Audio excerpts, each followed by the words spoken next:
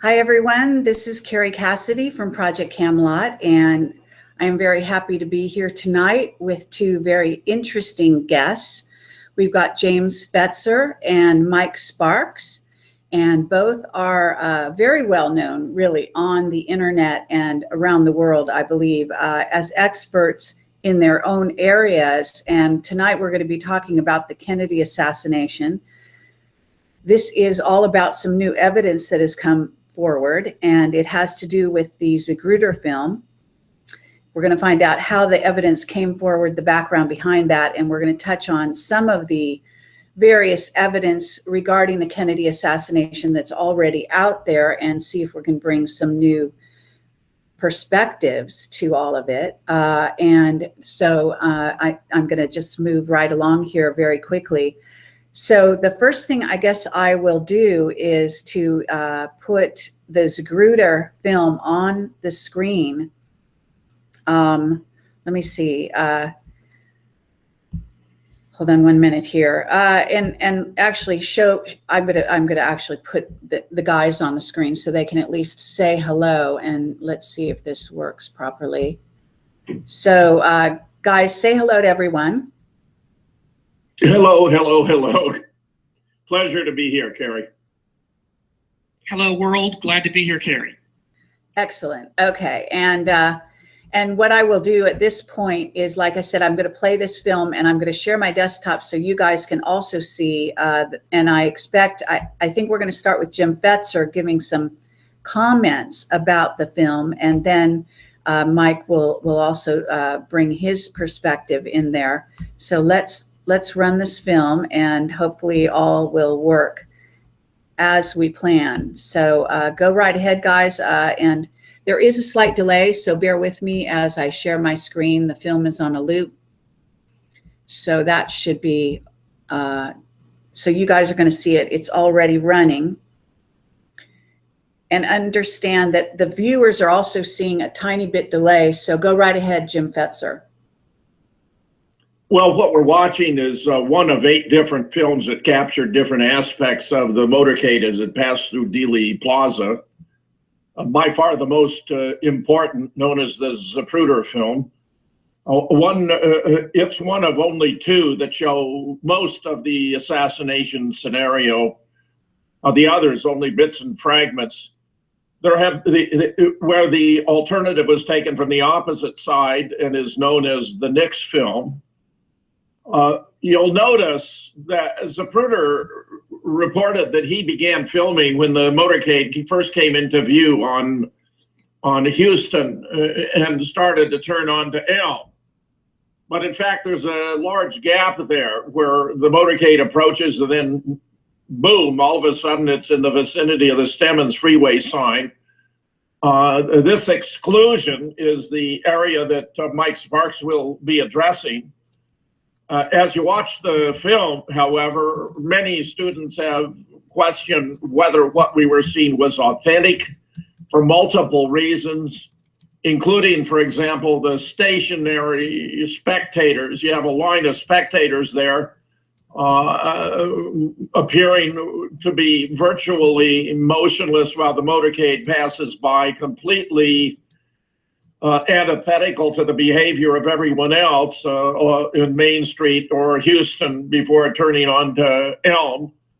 So that's been a suspect issue. Another is there's a woman there in a black coat and another in a black. That's Jean Hill and Mary Mormon, both of whom have explained how they stepped into the street, where Mary stepped in to call out, "Hey, Mr. President, look over here. We want to take your picture." So Jean could take a photograph using a Polaroid, and then she'd hand it to Mary, who put the developing fluid on it. And since they're only shown on the grass, that has led to questions about whether or not this was authentic. In addition, though you can't really tell just by watching here, Noel Twyman, who published a completely brilliant book, Bloody Treason, back in 1997, thought that the head turns of William Greer, the driver, occurred much too fast. So he hired a professional tennis player to see how fast his head could turn from looking straight back to looking forward, or looking forward to straight back, and discovered that indeed the Greer head turns were twice as fast as humanly possible, which may not sound significant until you realize that twice as fast would mean you'd be converting a 4-minute mile into a 2-minute mile. So that issues of this kind have raised serious questions about whether or not what we're looking at is indeed the authentic in-camera original film during the course of the assassination. And as we proceed, the additional reasons will be advanced to make it very clear that indeed this is a fabricated film, a film that was massively re-edited, taking original parts and then subjecting them to manipulation using optical printing and special effects. Mike is going to address the break in the film as the limousine turns from Houston on to Elm, which we're witnessing right now, where all of a sudden, boom, there it is. So I shall turn it over to Mike Sparks. Roger, what you see there is a out-of-camera edit that Zapruder himself admits did not take place. He didn't do it as an in-camera edit. He had the camera rolling. So that turn is extremely wide. We went and made a scale model of Dealey Plaza and the service road in front of the Texas School Book Depository. And we also took a scale model and we made model vision happen. We actually recreated what you should see there. But what you do see with the farthermost motorcycle cop is that he takes a long time to get back in frame. He is turned way out there, showing how much space there is out there. And what has been cut out is that the driver, Greer, made a mistake and thought the service road was the road he was going to turn in on.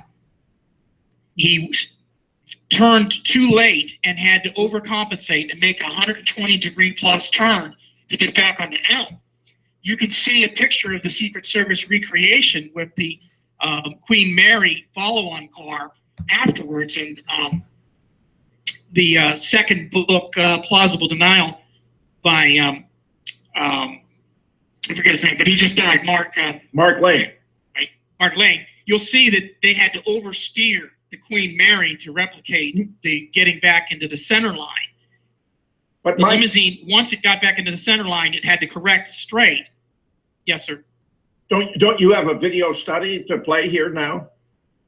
Well, I do. It's on YouTube, yes, sir. And I was just trying to describe it. I can bring that up, guys, if you would like. I've got that right here handy. Oh, yeah, absolutely, Carrie. You want to play it, yeah. All right, so we'll do that. So it is rather long, though. So I would you can cut it off after 15 minutes or even sooner. Mike can dictate when to cut it off. I think what we will do is we'll play it in the background, but you guys we'll have some dialogue in front of it. All right, if that's okay with you. Okay, so it'll be like Mystery Science Theater. Gotcha.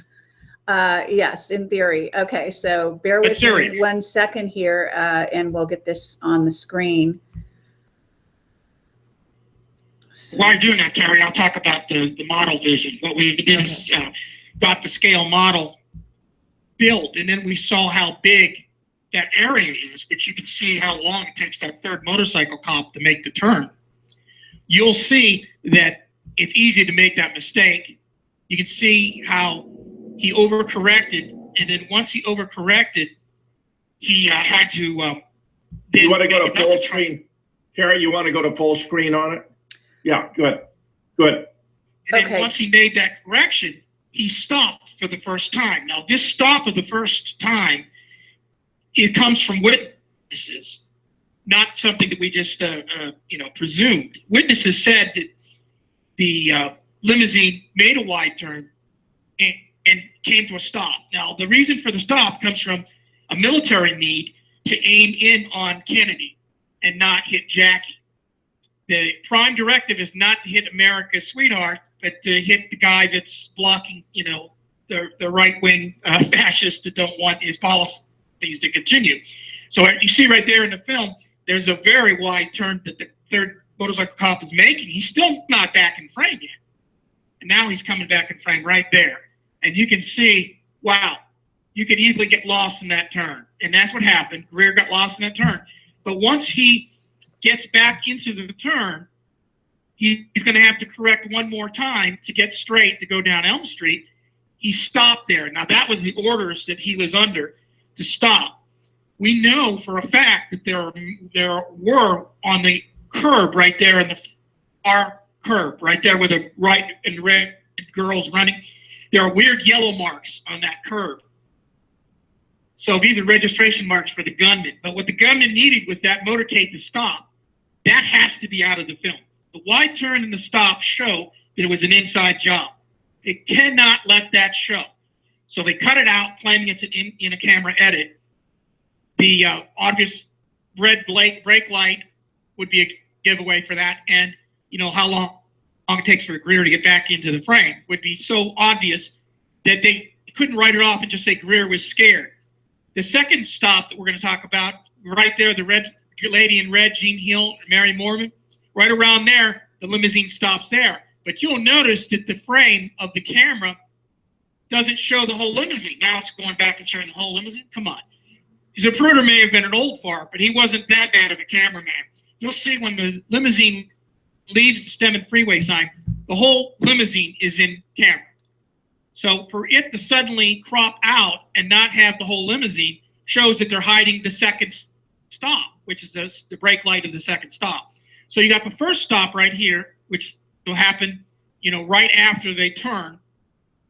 He will oversteer, and then he appears. Right? We're going to pretend like the footage was there, and I'm going to use a model to show what you should see, which is an oversteer, a correction, and then one more correction and a stop. That stop was so that the gunman would have the time to take their vision from a general observation of your just general eyesight and to narrow it down to your iron sights or your scope.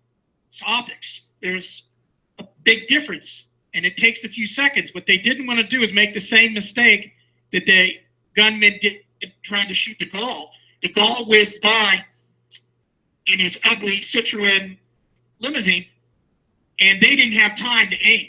And so he was not assassinated a few months earlier. Now, that's an inside job from an inside intelligence agency talking to another intelligence agency, giving you tips. They're saying, if you're going to hit Kennedy, you're going to have to stop the limousine. And so what you have in the first stop is proof that it's an inside job, because you can't say Greer was scared. You might say he was drunk and hungover. But for him to stop the limousine, that shows that he's under orders to stop. Now, other people will say the second stop by Jean Hill and Mary Mormon, you know, Greer's scared, afraid for his life, you know, which doesn't make sense. If you're afraid for your life, you hit the gas pedal and get out of there. But I don't want that excuse to be the focus in this first video. This first video, which I'm showing you right here with model vision, is we're recreating what probably should have been seen in Zapruder's footage that we don't see, which is Greer is steering too far out. He got mixed up with the service road in front of the Texas School Book Depository. He's going to have to overcorrect right now. And we see proof of that in the Mark Lane book, where they recreated it with the Queen Mary Secret Service car. And then once he overcorrects and almost hits the, you know, concrete pavement there where there's spectators, he's going to then correct one more time, and he's going to stop to set the ambush. And this is the first phase of the ambush, which is before the Stemmens freeway sign, which they hoped would do the job. Now, it doesn't do the job, as we all know, because you'll see later on they go past the Stemmens freeway sign.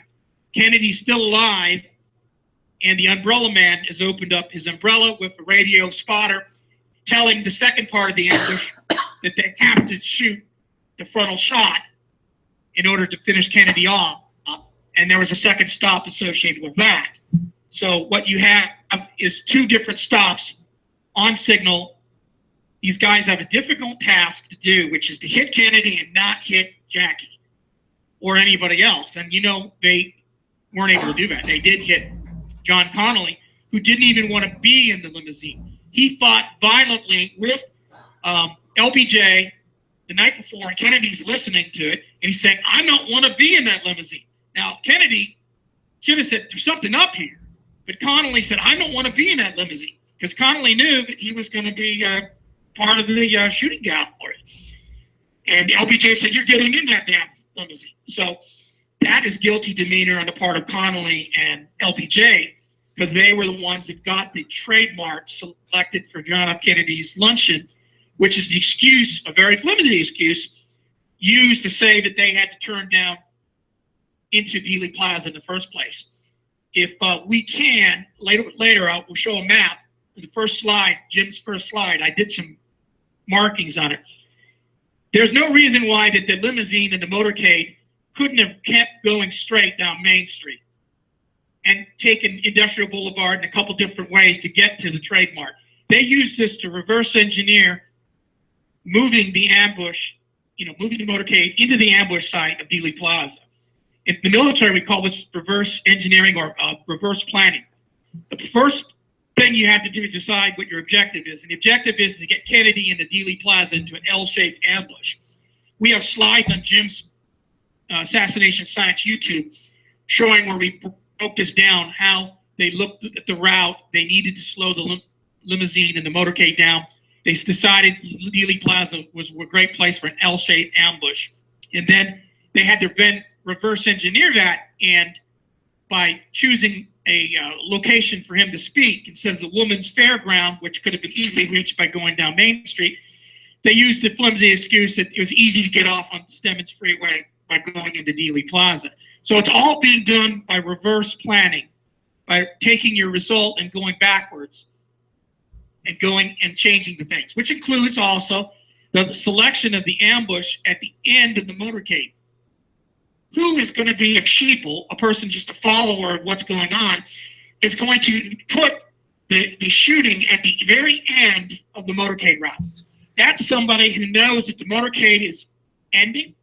There'll be less people there as witnesses and less security. That's a decision of a higher cognitive mind deciding where to ambush Kennedy that a sheeple person wouldn't do. Then, of course, the ultimate is the patsy for this was one of the Oswalds. They put him in the Texas School Book Depository. You see the model right there.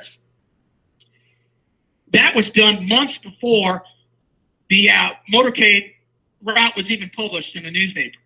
So how can you, on the spur of the moment, decide I'm going to work here at the Texas School Book Depository so I could be a shooter or patsy? No, that's somebody doing this ahead of time, which means a group effort. We know with the red brake lights, Secret Service is involved in the assassination. Only the CIA has the money and the resources to manipulate all these levers of government, including LBJ and Connolly. So the CIA murdered Kennedy. And that is why the first stop is out of the Zapruder film. And of course, the second stop is out because they don't want to show that this is an inside job. That it wouldn't have happened if it wasn't for John Kennedy listening to LBJ and Connolly and being suckered into this, Dealey Plaza turn. His handler shouldn't have let that happen. But it wouldn't have happened if the CIA under Allen Dulles, who was left as CIA director for almost all of 1961, wasn't left in power. He was shamed by the Bay of Pigs fiasco, and Kennedy did not fire him. Kennedy left him in power for almost all of 1961. Plenty of time for Allen Dulles to start the conspiracy and order the gunmen. So we can argue about how many shots and how many gunmen there were, but they didn't really kill Kennedy because you can hire people, hitmen, to kill people. The real person that killed Kennedy was Allen Dulles. Allen Dulles and his underling, General Lansdale, did the JFK group ambush. And so JFK Justice would demand that we disband the CIA. That's what we need to be talking about. Okay, but we first have to convince people that it was an inside job and the U.S. government did it, and that's what this video correction is all about, showing what we should see in the Zapruder film. And then, Jim, yes, I am going to make a second film on the second stop to help you convey how many shots there were and this, what kind of a hellacious shooting gallery this was.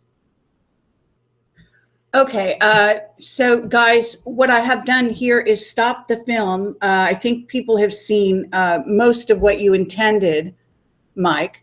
And right, good job. Okay, and at this point, I also want to give Jim a chance to sort of state sort of his perspective. And also, before anything else goes forward, I also want to know where this concept came from. So did it come from you, Jim? Did it come from you, Mike, or someone else? What concept precisely do you mean? The idea of this Zapruder, this new piece of, you know, where the film was altered, you know, and the wider term, and that I assume is the new evidence. Yes.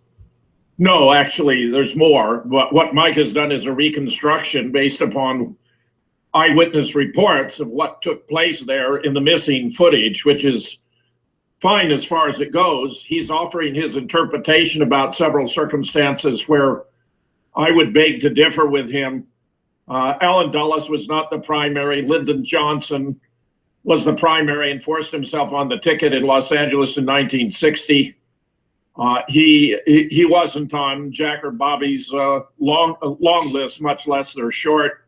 Jack had already invited Stuart Symington to run with him. When Bobby went by the Johnson suite, he was astonished that Lyndon leaped on it and threatened to expose that JFK had had dalliances with beautiful women, some of whom were spies for East Germany, that he suffered from Addison's disease and wasn't expected to live a long, normal life. And moreover, that if he were not on the ticket, that any legislative proposals coming down from the White House would be dead on arrival. Jack and Bobby tried to figure a way out of it, but couldn't do so. When one of Lyndon's wealthy supporters burst into the Johnson suite cursing and swearing about Lyndon helping JFK become president, Bobby Baker took him into a bedroom and explained to him what they had in mind. He came out all smiles and said he thought that was an excellent plan. Bobby Baker would later declare that JFK would not live out his term and that he would die a violent death. Lyndon even sent his chief administrative assistant, Cliff Carter, down to Dallas to make sure all the arrangements were in place for the assassination. Mike is alluding to a book by David Talbot entitled The Devil's Chessboard that seeks to place the responsibility on the shoulders of Allen Dulles, which I regard as a masterful work of disinformation intended to remove the focus from Lyndon Johnson where it clearly belongs. There's a mass of evidence supporting it, which I have discussed in detail elsewhere. But where Phil Nelson has done absolutely brilliant work on this, especially in his book called LBJ, Mastermind of the Assassination of JFK, which is completely correct in its concept. In addition, Lee only went to work at the book depository a couple of weeks before the assassination, and they changed the motorcade route to bring the target to the book depository, to the location of the patsy, where ironically, it turns out he was actually standing in the doorway watching the motorcade as it went past, where Larry Rivera has done completely brilliant work on this, inspired by the work of Ralph Sinkay, Judith Berry Baker, who was Lee's girlfriend in New Orleans before the summer before the assassination, has made major contributions. But we have been able to establish beyond any doubt that the man in the doorway, by virtue of his height, his weight, his build, his clothing, and so forth, and Lee Oswald, where the only alternative, Billy Lovelady, is 2 or 3 inches shorter and 20 to 30 pounds heavier, as Billy himself observed, who was also, by the way, in the doorway just to Lee's left, holding his hands up to conceal his eyes from the glare of the sun. So that, in addition, my understanding is that Lyndon and Jack had a huge argument that morning. Lyndon was trying to get Connally out of the limousine, and Ralph Yarborough, who was the liberal senator from Texas, in. But Jack overrode him on the ground that the chief executive of the state should ride with the chief executive of the United States. It was too late to let the shooters know that this would be John Connally and not Ralph Yarborough, so that shots were taken, non-fatal, as it turned out, several hits on Connally, which actually had the effect of obfuscating the politics of the assassination, because Connolly had been LBJ's campaign manager. They were very tight. They were cronies. They benefited from all kinds of scams by scalawags like Billy Saul Estes together. And Lyndon would never have willingly put his dear friend at risk, but there was no way out around it under the circumstances. Okay, thank you, Jim. That's you know, quite an interesting perspective.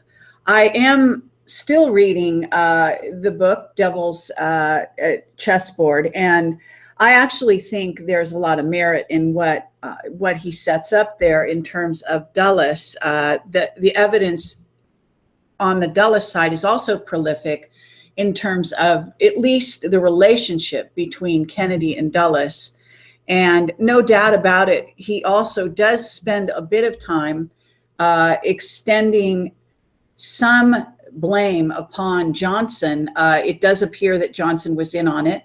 It does appear that he was resentful, and he had been belittled basically by his position as VP, and really did want to get Kennedy out of the way. So I think he was complicit, but I don't know if you can put the whole blame on his door. I think it was a much bigger operation than that. Carrie, I've been doing this for nearly 30 years. I've worked through all the disinformation. This is simply the latest and perhaps the most sophisticated, but I guarantee you, Lyndon Johnson was the driving force. All the key players who knew him up close and personal attested to it. Madeline Duncan Brown, who was his mistress, who bore him a child, Stephen, attested to it. I interviewed her 100 times. She wrote about it in the book, Texas in the Morning. Billy Saul Estes. Well, let's go at this. I appreciate all that. Let's go at this a little bit differently. What about the notion? Are you trying to attest that Dulles had nothing to do with it? Absolutely not. Of course he had to do with it. He knew the details and so forth. He was involved in players. He made himself out of the country at the time. But it was Lyndon Johnson who was the driving force, not Alan Dulles. And I could, all right. Carrie, listen, I have done a huge amount on this, and I guarantee you even had E. Howard Hunt give his deathbed confession to his son, St. John, enumerating that the chain of command had gone from Lyndon Johnson to David Atlee Phillips to William, Cord Meyer. From Lyndon to Cord Meyer to David Atlee Phillips to William Harvey to David Sanchez Morales, and then down to the actual shooters, of whom I have identified 6. I can tell you where they were located, what shots they took, and what effect they had. Okay. Okay. You have Barb McClellan's book where he was working for this key attorney in Texas that helped to plan the assassination and the cover-up. You have Jack Ruby, even telling reporters at the time that if someone else had been vice president, he wouldn't be in the position he was in now. And they said, you mean, he offered Adlai Stevenson as an illustration. And they said, you're talking about the man at the top. And Jack Ruby said, that's right. Carrie, listen, I appreciate that you like the Talbot book, and it's rich on detail, but in its general intent, it is to mislead the public about the pivotal role of Lyndon Johnson. Okay, I disagree with that. I'll give you a chance in just a moment, Mike. Just let me reply slightly to this. And Jim, you're quite right. I think that you've got a great approach to this. What I want to clarify here is saying that I like the Talbot book might be a bit strong, because I do find some areas of what you might call misdirects and disinfo in certain other areas that I find rather aggravating. But I do think it is an excellent work. I'm not so worried about the end result, and I'm not worried about so much what you're calling is the person calling the shots. But I just want to throw one thing out to you and see what you might have to say about that. And that is, you do understand how the CIA operates, and you understand how they work to place the blame at the door of other people, to stay in the background. There's there's many reasons why they will not want Dulles to be responsible, and the CIA in general. So putting this all at the feet of Lyndon Johnson is maybe overemphasizing his role. I understand he could be the guy at the top of that pyramid, but there's a pyramid above that. Don't you agree? No, I don't agree. I mean, we can talk about the sponsors, the facilitators, and the mechanics, and I do that. We're talking about how governments the are sponsors. Yeah, right. Here's the thing. I had not anticipated we would be talking about the motives and the players, but I'm glad to do it. The sponsors included the CIA because Jack was threatening to shatter it into 1,000 pieces. Sure. The Joint Chiefs because Jack had not invaded Cuba, contrary to their unanimous recommendation. He had signed an above-ground test ban treaty with the Soviet Union, and contrary to the unanimous opposition. Now he was pulling our forces out of Vietnam, where they believed a stand had to be taken against international godless communism. The anti-Castro Cubans were upset because the CIA had given them the false impression that JFK had betrayed them at the Bay of Pigs. The Eastern establishment surrounding the Fed was upset because Jack had instructed the Department of the Treasury to publish hundreds of millions of United States notes in recognition that it was absurd for the government of the United States to be paying a consortium of private banks interest for printing the currency of the United States. The Texas oilmen were upset because he was threatening to cut the oil depletion allowance. Israel was not far behind because he was at loggerheads with David Ben-Gurion over Israel's desire to develop nuclear weapons, which JFK opposed. Those were the sponsors. Now, the shooters involved representatives of different groups. One of the shooters was a deputy sheriff, Harry Weatherford, fired a shot from the top of the county records building that hit JFK in the back. Another was Jack Lawrence, an Air Force expert, fired a shot from inside the triple underpass, passed through the windshield, hit JFK in the throat. After the limousine was brought to a halt the second time, which I'm going to explain in detail, he was hit twice in the head.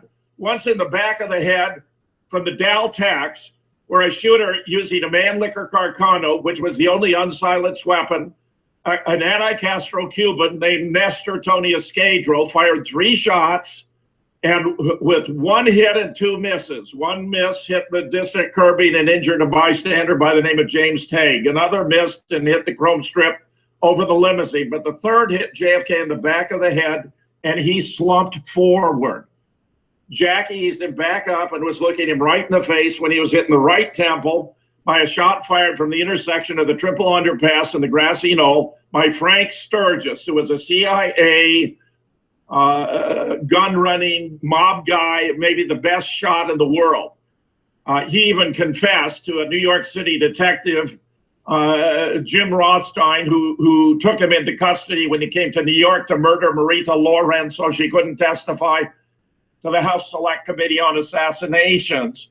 But he was unsuccessful, and Rothstein gave him the throwaway question, nice shooting, and Sturgis started talking about how he shot him because he betrayed the brigade at the Bay of Pigs and he was consorting with foreign spies. He said he aimed for his eye, but actually he moved ever so slightly and he hit him in the temple instead. It was a frangible exploding bullet that set up shockwaves that blew his brains out the left rear with such force that when they impacted with motorcycle patrolman Bobby Hargis, he initially thought he himself had been shot. Other shots were fired by Roscoe White, who was wearing a police officer uniform because he was a police officer with ties to the CIA. He was on the grassy knoll.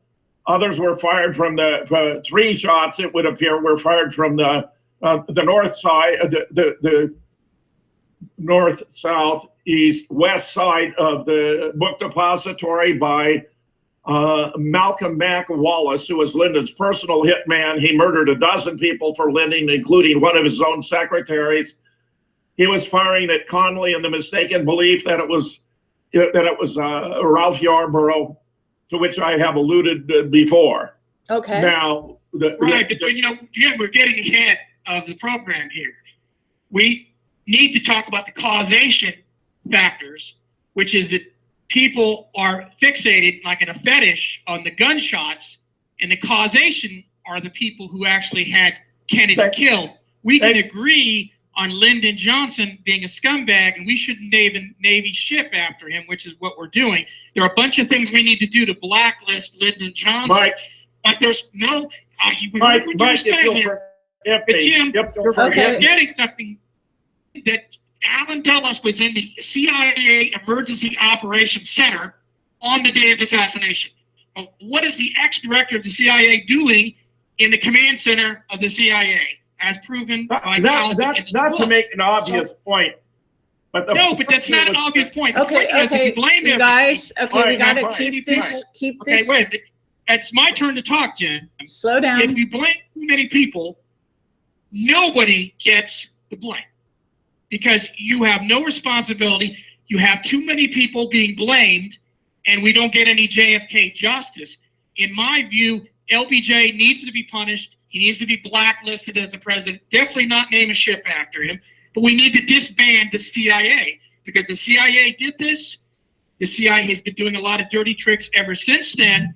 And JFK justice would be to realize as a constitutional republic, we can't have a huge bureaucracy of Murder Incorporated going off murdering people anytime they damn well please, which is what happened with the Kennedy assassination.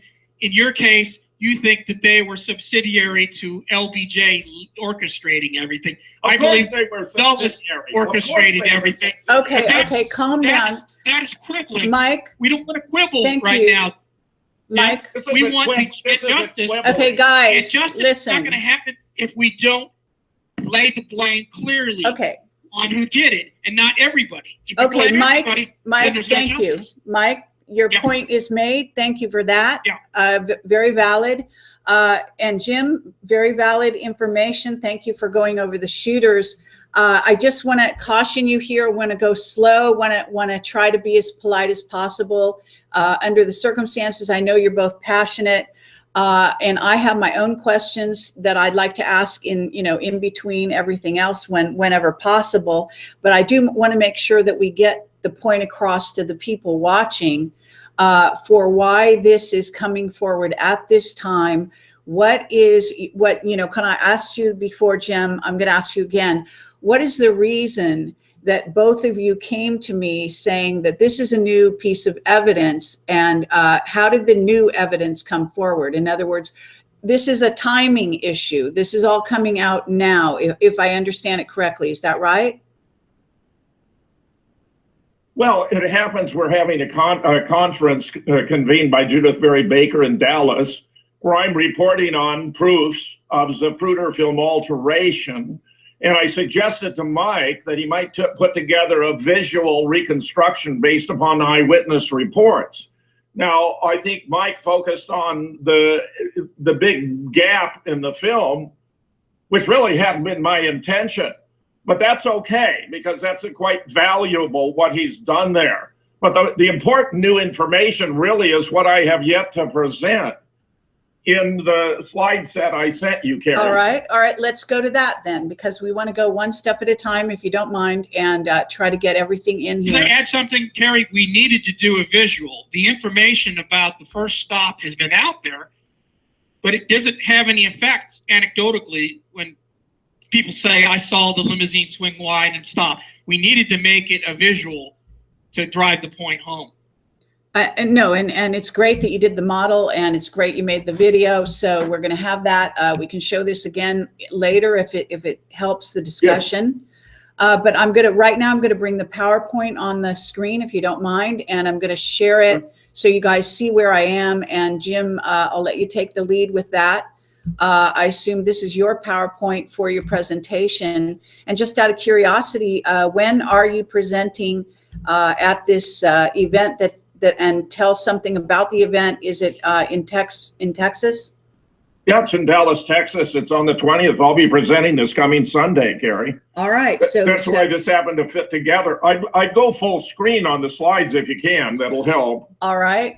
Just bear with me here, and we'll do that. So go right ahead and sort of direct me as to. I do have the one thing useful for me is we can go as wide as possible, but I do have thumbnails here. So in case you wanted to jump around, it's a little easier if I'm not full screen. If you're going to go in order, Yeah, I'm not going to jump around. You're not. Okay. Okay. No problem. Okay. Let me just add one point. See, the reason that it's so difficult to get a grasp on the assassination is that you fail to distinguish the three different levels. The sponsors, the individuals or group who wanted JFK out, most of whom wanted Lyndon Johnson in, the facilitators who made it happen, and then the mechanics, the shooters on the ground, their supervisors and coordinators. The facilitators were the key players, and those were Lyndon Johnson, who was going to become the new president, who was the only person in the world who could guarantee that no one would ever be punished for participation in the event, and J. Edgar Hoover, who used the FBI to assist in covering it up. They stole the body from Parkland. It was all very deliberate. Took it to the Walter Reed Medical Hospital, where the best forensic pathologists in the military removed bullets fragments and then delivered it to the back of Bethesda Naval Hospital, while the official entourage with Jackie Kennedy and the gray Navy ambulance were proceeding toward Bethesda Naval Hospital. Jack was already in the morgue undergoing autopsy when Jackie and the gray Navy ambulance arrived. I mean, look, this is the most complicated, the most complex murder mystery in history. And it's hardly surprising, therefore, that different individuals who are familiar with different aspects of the evidence would draw different conclusions, even as scientific reasoning succeeds, because you have a body of scientists who are looking at the same body of evidence and comparing the same alternative hypotheses using the same principles of reasoning. That is untrue of you and Michael and me. I mean, we're simply looking at different bodies of evidence. And I would dare say, having been at this 30 years, having chaired co-chaired 5 national conferences, edited 3 books of expert studies with one yet in the forthcoming, that there's a chance that I may have looked at more of the evidence than have either you or Mike. That's simply to explain why we're arriving at different opinions. Nope. Shake your head all you want, Mike. No problem. Well, let's take a look. The Secret Service stopped the limousine. LBJ didn't have control of the Secret Service. CIA could do that. Oh, Mike. All right. Let's take a look. Mike, okay, here. This is just a heading for today, obviously. So go to the next slide, which is the official scenario. Right, Gary. Now, all the buildings here are important. If you look in the background on the right, the county record building, a shot was fired from the top of the county record building. You just past it. In the middle is the Dow Tax building. 3 shots were fired from there. Then you have the book depository. 3 shots were fired from the west side, not from the east. No shots were fired from the old location specified here. Zapruder was shooting from location number 2. The shooter on the grassy knoll, the police officer, Roscoe White, location number 3.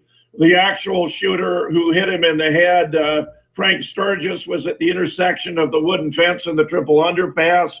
The shooter who fired through the windshield, Jack Lawrence, was in the vicinity of 5, more so than 6, which is the location where James Tague was injured. Go to the next slide. Then we see here the actual shots that were endured by JFK. The shot to the back fired from the top of the county records building. The shot to the throat fired from inside the triple underpass.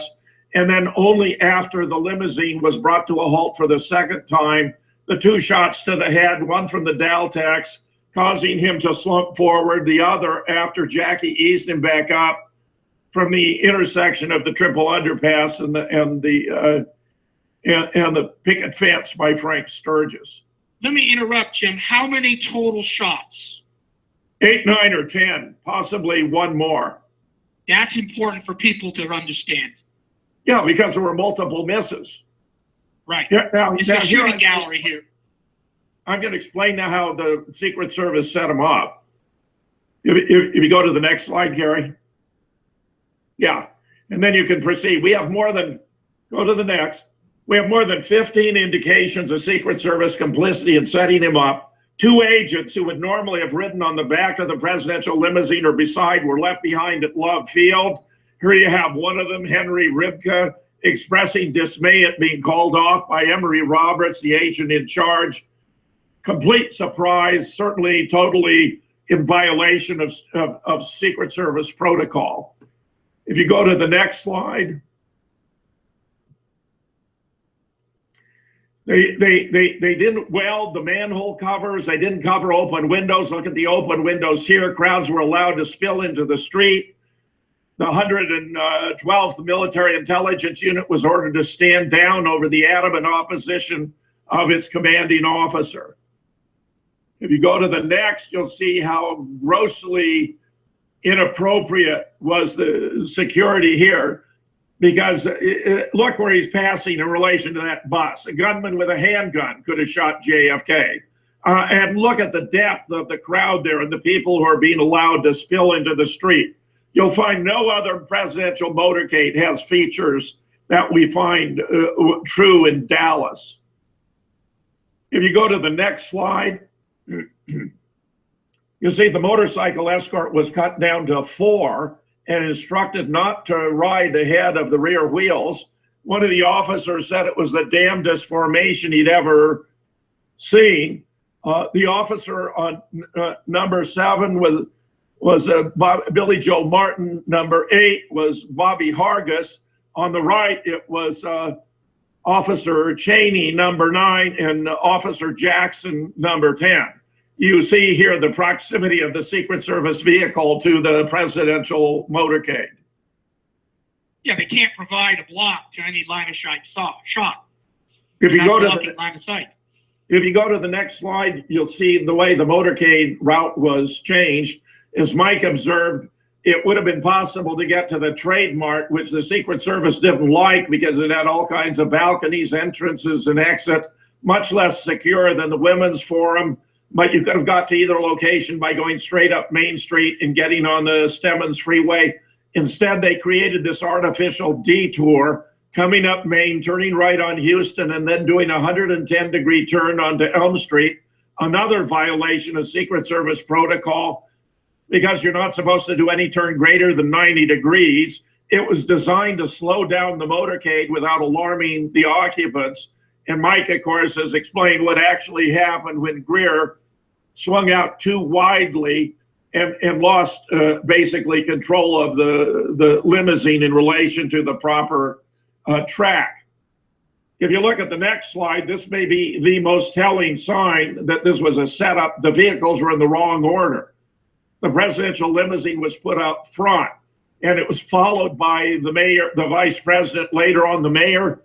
Any normal motorcade would have had the mayor early on, then the vice president, then the president.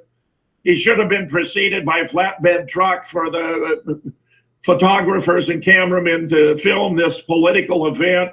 They used different makes and models and colors. Every presidential motorcade in history, with this exception, has been uniformly black Cadillac limousines. But here they used a whole mix of different cars and different colors, so the perps would know exactly who was located where. Among the special arrangements, they moved the president's military aide, who normally would have been sitting in between the driver, William Greer, and the agent in charge, Roy Kellerman, to the very last vehicle with his personal physician, Admiral Berkeley, to make it maximally difficult for Berkeley to reach the president should an emergency arise. If you go to the next slide, you'll see where in the very famous photograph taken by AP photographer James Ike Alchins, you can actually see the bullet hole in the windshield. It's a small white spiral nebula with a dark hole in the center. Jack is clutching his throat. If you look just above and into the doorway there, the man who seems to have a towel over his shoulder, he's actually missing his left shoulder because of ways they manipulated the photograph. We have proven to be Lee Oswald, which even early students such as the photography series. Gantner. Ganter. No. Well, Weisberg, Harold Weisberg. Even Harold Weisberg in his second whitewash, which was published in 1966, already observed that it was Lee Oswald in the doorway. Jim Garrison, another prominent figure who knew that Lee was in the doorway. Look at the windshield the Secret Service would subsequently produce on the right. It has a spiral crack. It's not at all like what happened in Dealey Plaza, because the limousine was sent back to Ford Motor Company on Monday, the day of the formal state funeral, and completely stripped down and rebuilt, including replacing the windshield. In fact, Doug Weldon contributed a brilliant essay to Murder in Dealey Plaza, from tracking down the official at Ford Motor Company who was responsible for replacing the windshield and who confirmed that the old windshield had a through and through bullet hole. And if you go to the next slide, you see we can even see the bullet hole in frame 225 of the Zapruder film.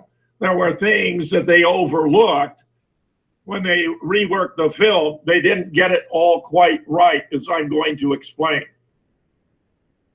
If you turn to the next slide, you'll see that actually one of the Secret Service officers took a bucket and sponge and began washing the blood and brains out of the limousine. Sam Kinney, who was driving the Secret Service vehicle, the Cadillac behind the presidential, told a neighbor, he confided in him, that he had been the person who took the bucket of water and the sponge to wash it out. But he didn't want that information revealed until after his death, at which point his friend contacted me to share that information. If you turn to the next slide, I'm about to embark now on how we know the film is a fabrication. I mean, Mike has actually explained why they had to excise a substantial sequence of frames that involved the turn onto Elm Street, because it was a little too revealing.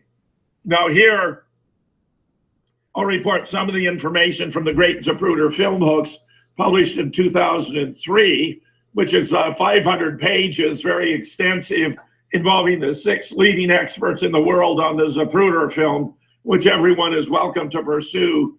I believe that used copies are still available if you're lucky. If you turn to the next slide, I mentioned Noel Twyman when he put together Bloody Treason and conducted the studies with a professional tennis player to determine how fast his head could turn. He asked Roderick Ryan, who was a cinematic expert from Hollywood, why the background was blurred in frame 302 but not in frame 303. And Ryan explained that the camera was panning the limo in 302 but not in 303, where it was stationary. On page 159, he added he had shown it to his son, Roderick Ryan's son, who's also in the film industry. He agreed it was moving in 302 but not in 303. Now, Roderick Ryan would receive the Academy Award for his contributions to cinematography in the year 2000. Here's another point made in the next slide. Zapruder had an associate by the name of Erwin Swartz, who observed brain matter blown out to the left rear. This is from an interview with Swartz. I asked him to describe what he saw the instant of the fatal headshot. His answer was very descriptive. He said he saw Kennedy's head suddenly whip around to the left, counterclockwise. I also asked him if he saw the explosion of blood and brains out the head. He replied that he did. I asked him if he noticed which direction the eruption went. He pointed back over his left shoulder. He said, "It went this way." I said, "You mean it went to the left and rear?" He said, "Yes." Bartholomew then asked him, "Are you sure you didn't see the blood and brains going up and to the front?" Swartz said, "No, it was to the left and rear." We went over this point several times with him to be sure he was clear on this point. He was very clear.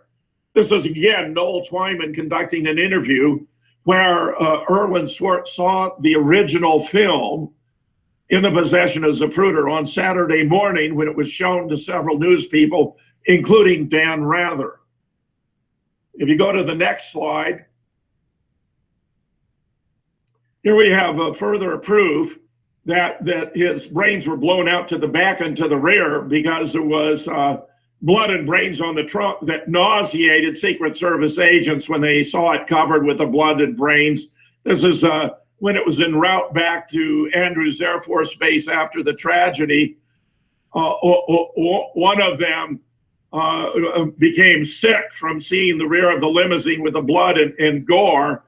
Do you remember any of these specific events? This is Vince Palomara now interviewing a Secret Service agent, Vince Gulo, and he said, "I'm totally familiar with the facts as you outlined them. This was a benchmark in my life, and I've shared my thoughts on this incident with few individuals, mostly federal agents. I'm sure you can understand my reluctance to entertain your questions, given the sensitivity of this matter." But of course, in the Zapruder film, they cleaned it off. They had you don't see the brains blown out to the left and the rear. You don't see blood and gore on the trunk of the limousine, even though Jackie is climbing out after a big chunk of Jack's skull and brains that was sitting there on the back of the trunk, which he held in her hand all the way to Parkland Hospital. And after they pried his moribund body out of her arms, and she composed herself, she walked into trauma room number 1 and turned to the anesthesiologist, Pepper Jenkins, extending her hand and asking, "Will this help?" If you go to the next slide, we see an introduction to the tutorial by John Costella. That is completely brilliant. You can find it online at my website, assassinationscience.com. I will be showing some of John Costella's results, but it conclusively shows that the film was tinkered with, and I'm going to explain what we now know they had to take out, because as in the case of the first, the limo turn from Houston on down, it was simply too damning to leave in. If you go to the next slide, Life magazine broke the plate twice in order to revise a description number 6 about how they knew from this photograph the direction from which the shot had been fired. Any student of geometry knows you can't determine a line without at least 2 points, but here basically they're citing only one. All copies of Life magazine are published from one set of plates.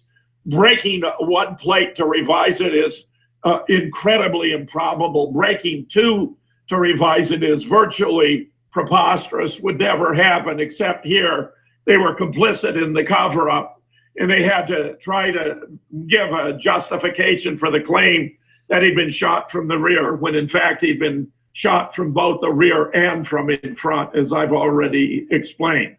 If you go to the next slide, you'll see what happened is, this is the double hit theory. Even in the extant version of the film, although they've taken out a whole sequence I'm going to explain, you still have motion forward from frame 312 to frame 313. And then the violent motion back and to the left from 313 through 316.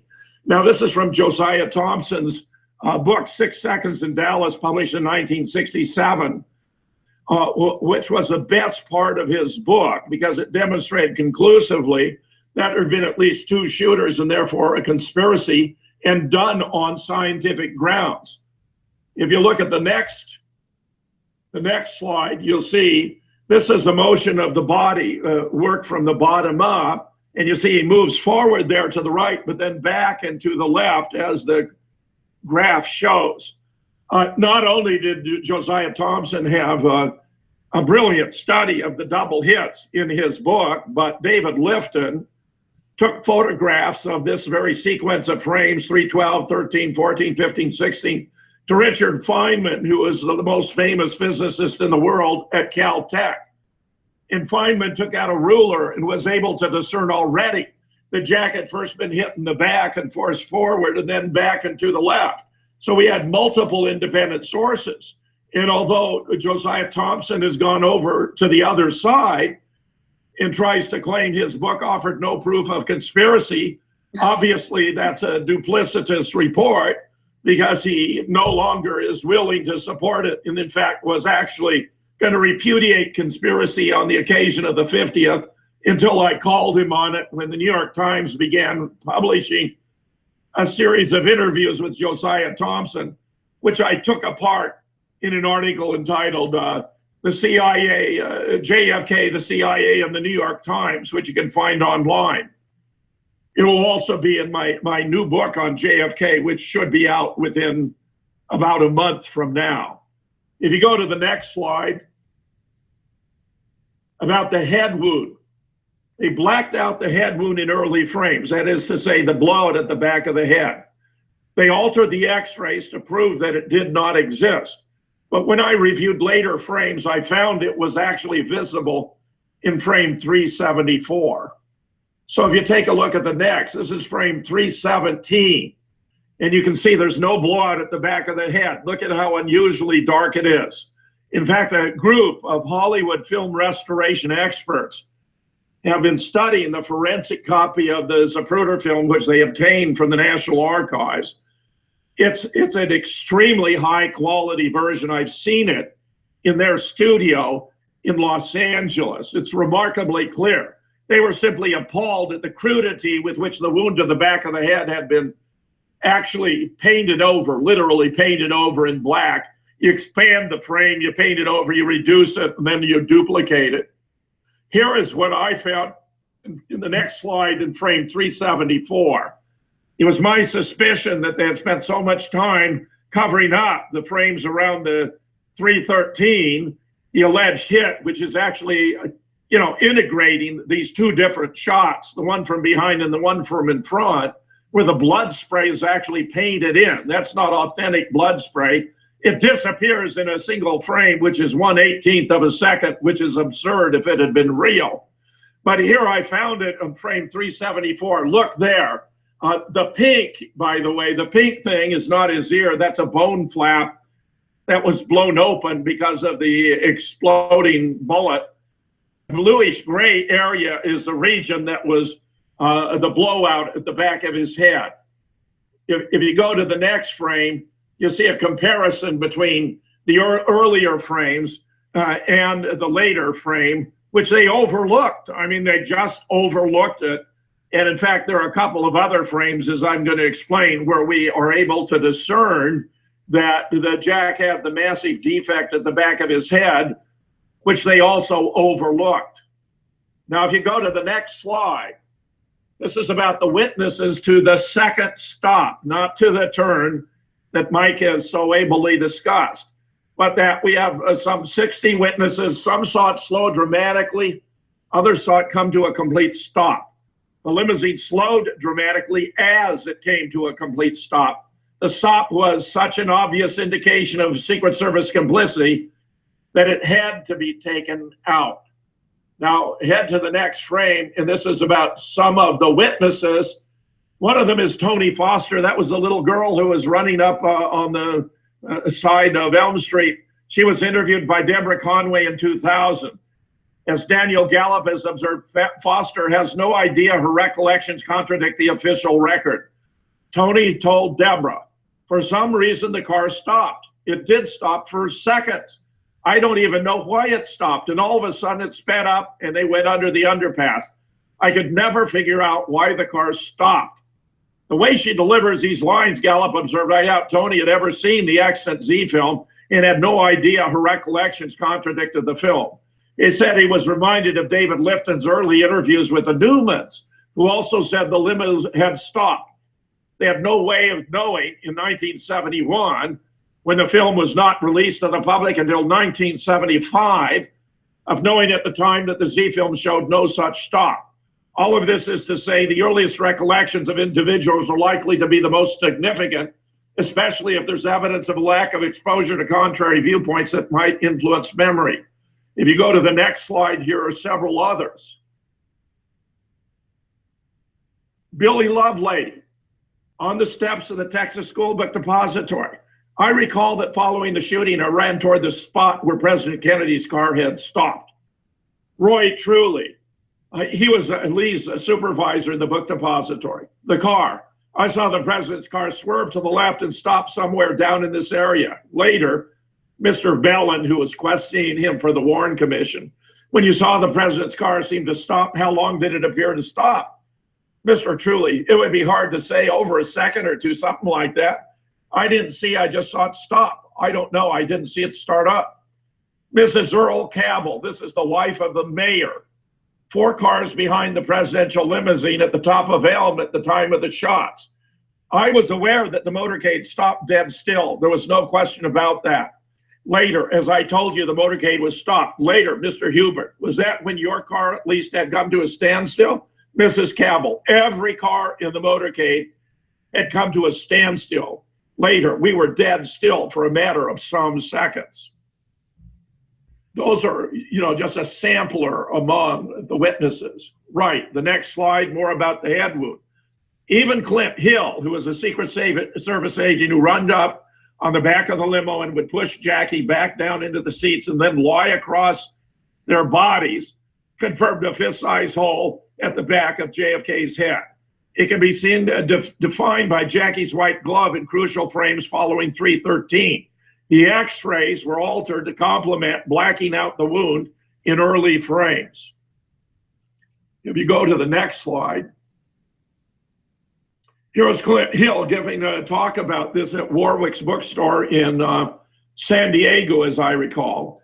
And he explained how he rushed up to the limo, pushed Jackie back, lay across, and observed a fist-sized hole in the back of JFK's head, turned to his fellow Secret Service agent, gave a thumbs down because it was obviously a mortal wound and JFK was already dead.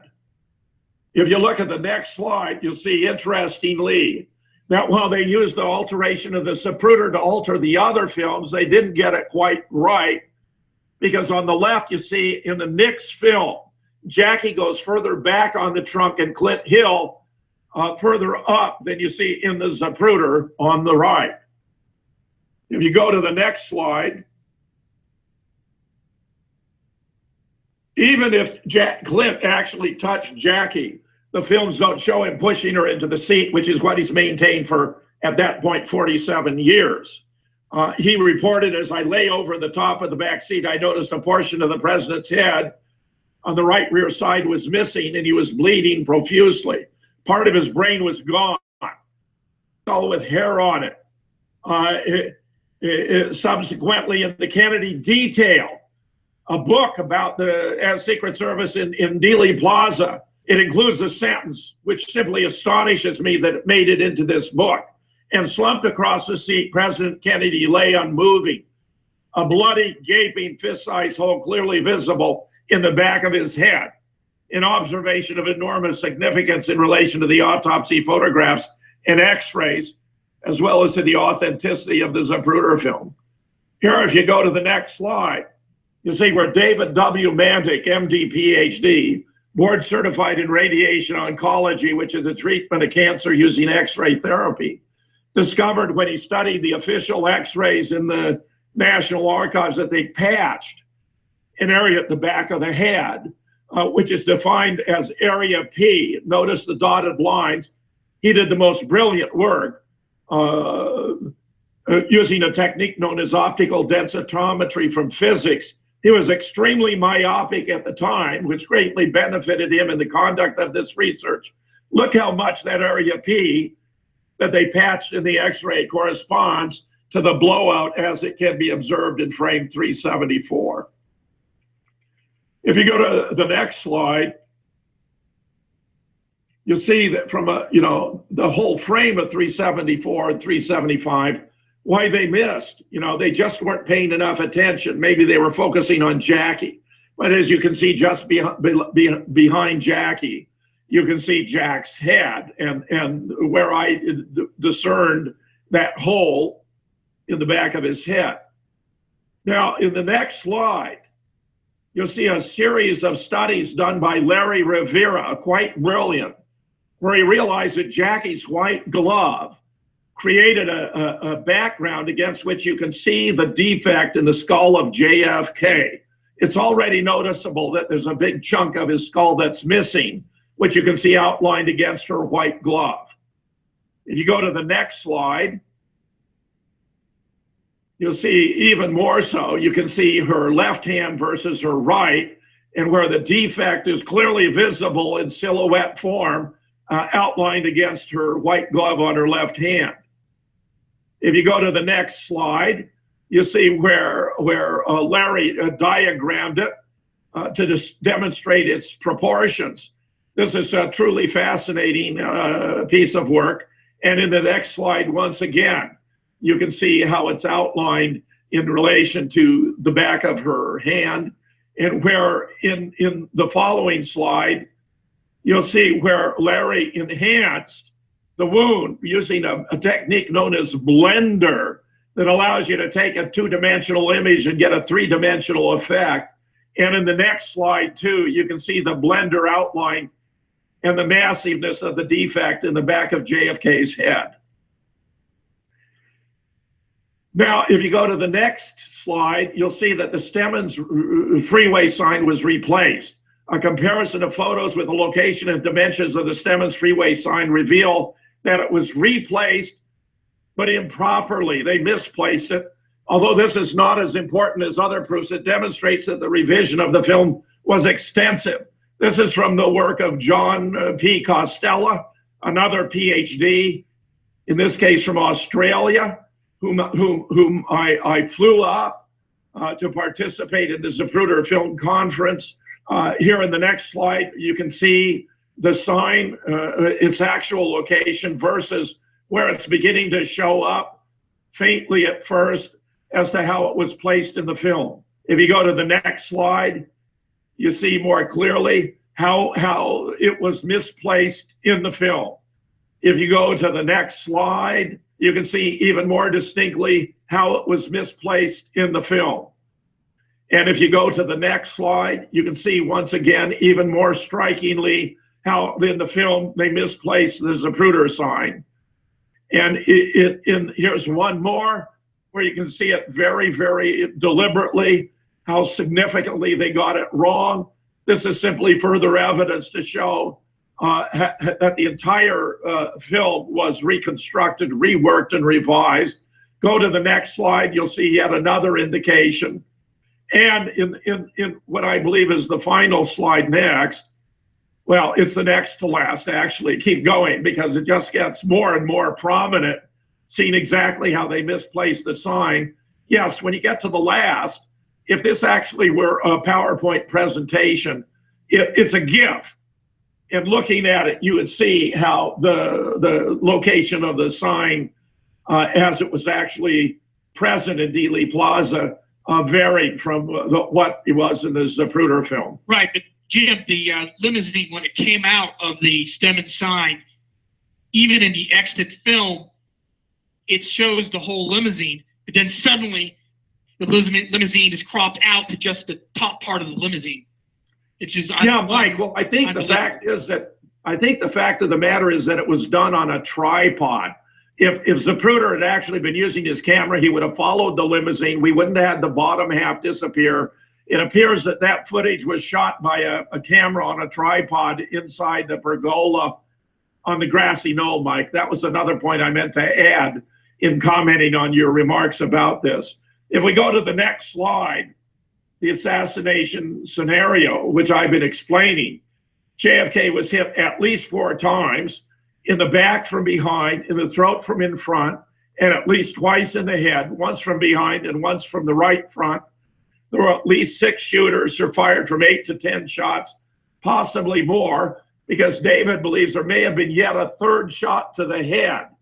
And he's addressed that in an interview I did with him. You can find if you do a search on The Real Deal on the medical evidence with David W. Mantic. Now, if you go to the next slide, here's this very famous photograph taken by James Ike Alchins.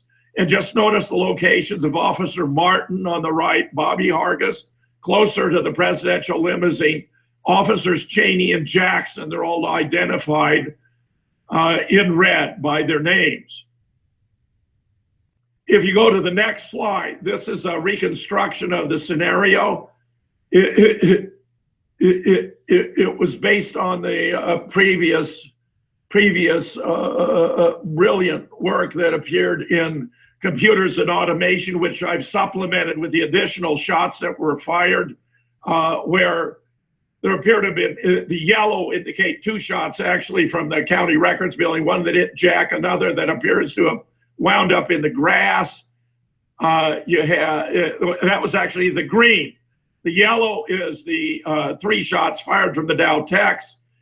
The orange are the shots that were fired from the book depository, the side opposite the assassin's lair. If you go down to the bottom, the blue is the shot fired that went through the windshield.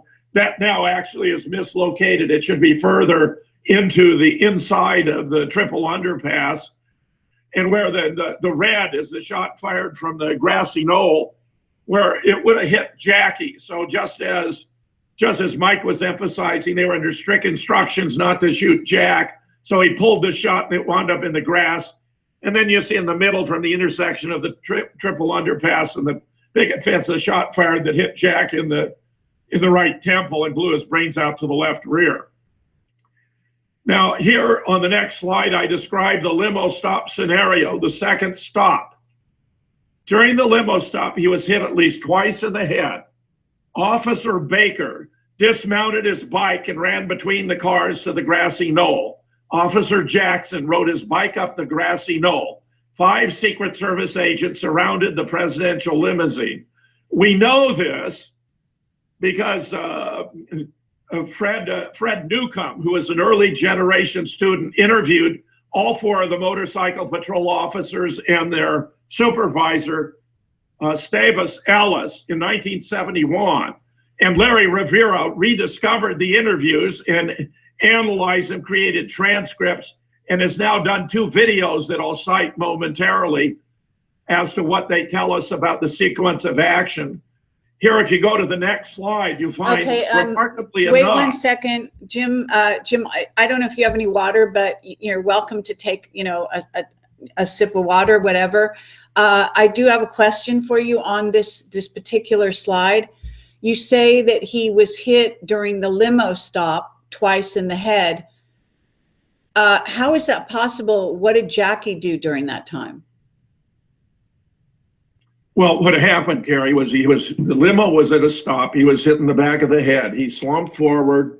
Jackie eased him up and was looking him right in the face when he was hit in the right temple by a frangible or exploding bullet that set up shock waves that blew his brain out the back of his head to the left rear with such force that when they hit Officer Hargis riding there, he initially thought he himself had been shot.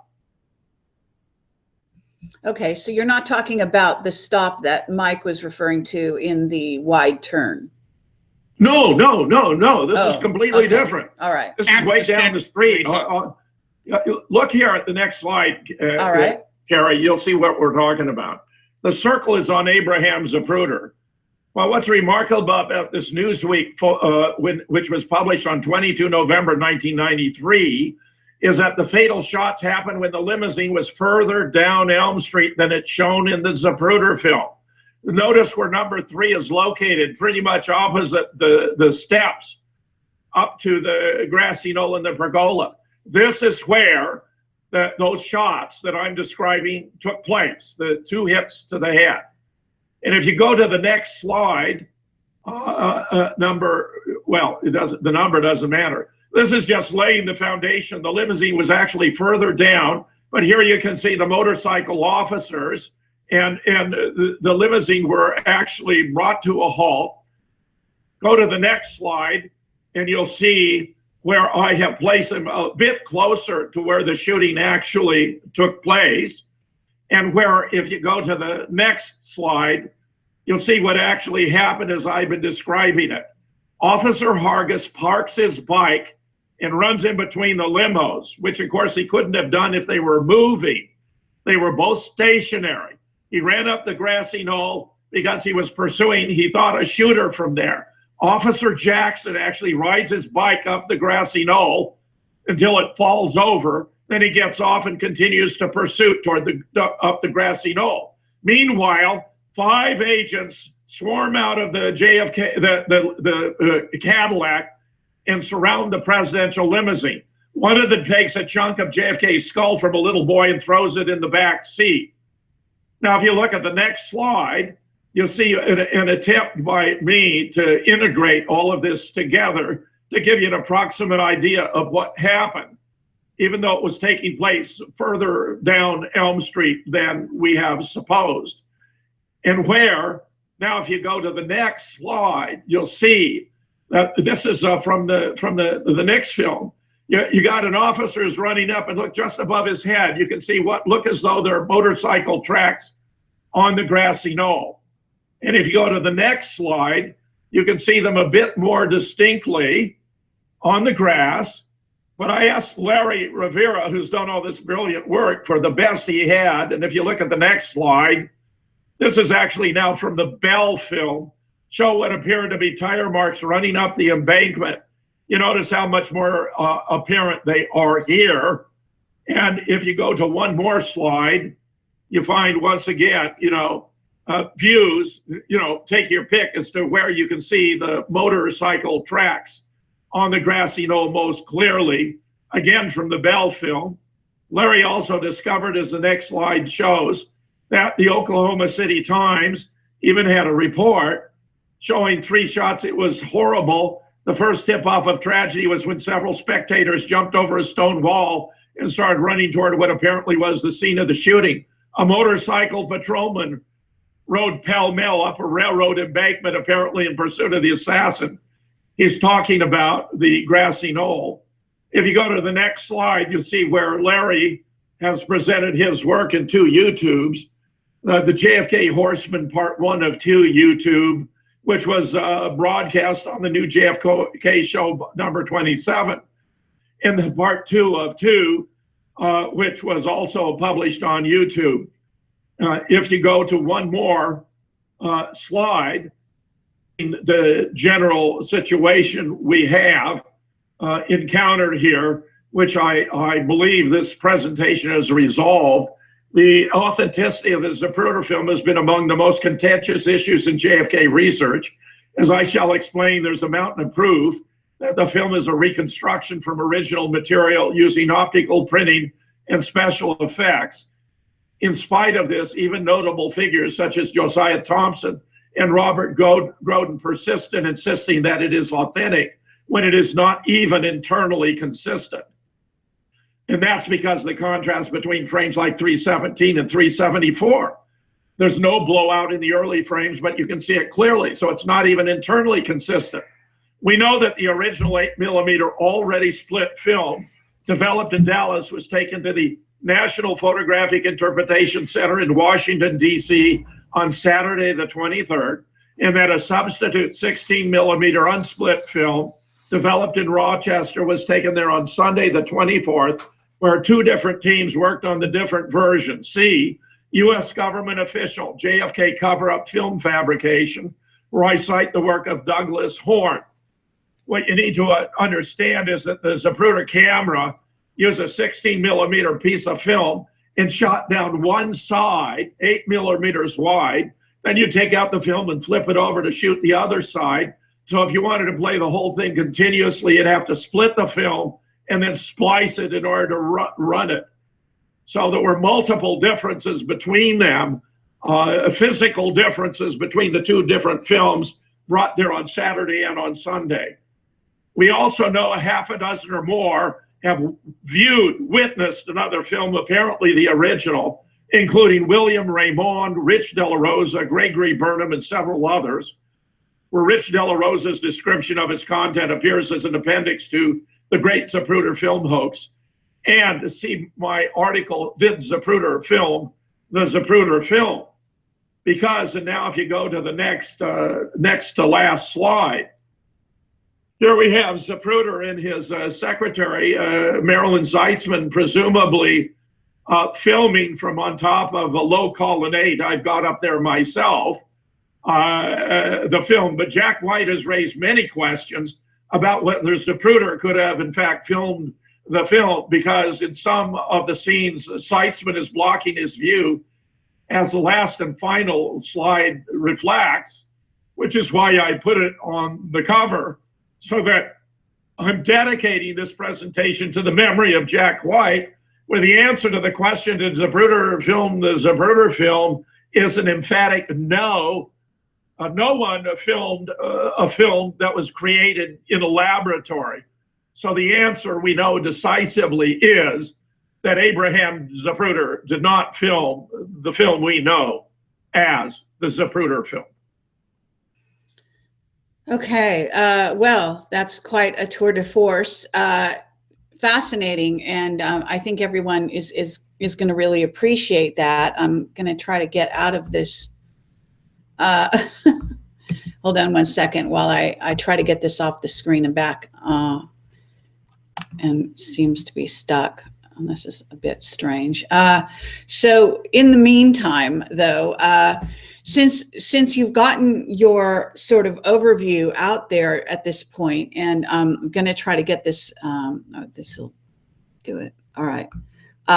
There we go. Okay, very good. So the next thing I'll do is bring you guys back on the screen here so that you can be seen. And bear with me here with the way this works, because it's always a little slow. Anyway, okay, so we've got both of you.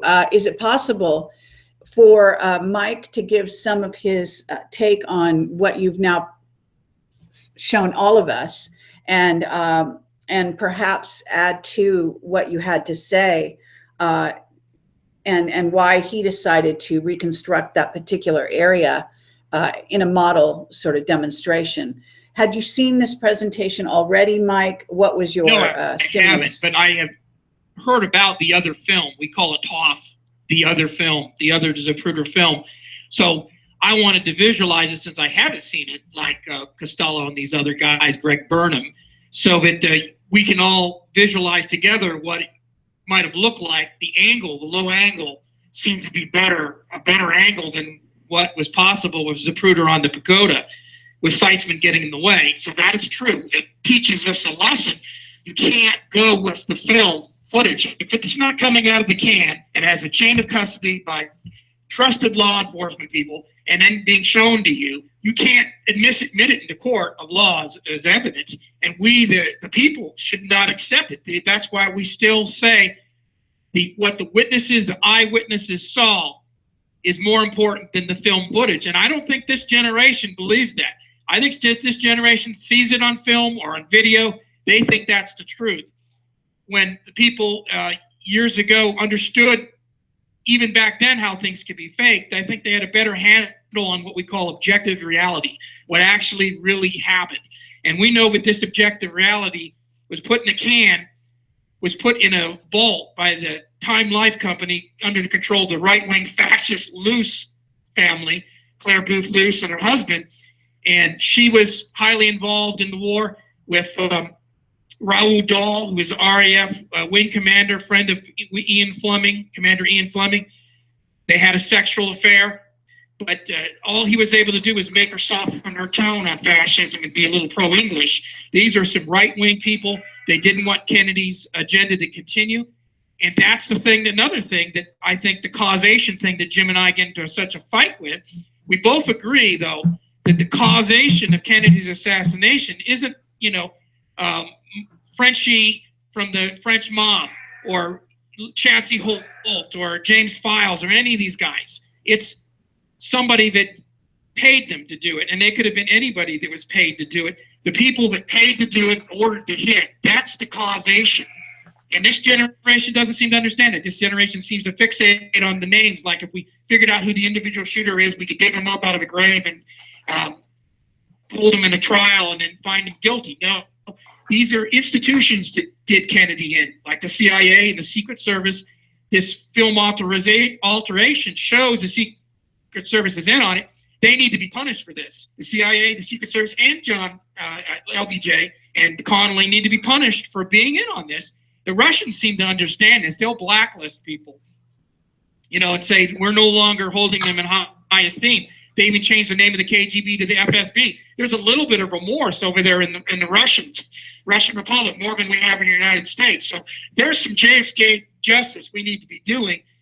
We can all agree that the causation wasn't the individual shooters. I want to bring up that Sir Roger Moore, a friend of Ian Fleming and John Ainsworth Davis, Christopher Crichton, they were in on it. They knew about things going on because you had a month before the Kennedy assassination, the Saint TV show. The episode was called Teresa. On October 10, 1963, this episode shows a lady running for her life in Argentina, or the South American hills, because her boyfriend tried to kill a president with a high-powered rifle and an open motorcade. So this is being aired to national, television, here in the United States and in England. Was this a warning to the Kennedy administration? And I posed that question to Sir Roger Moore and his fans to ask Roger, what was this episode Teresa all about? And what did you think 30 or 40 days later when it actually happened with Kennedy?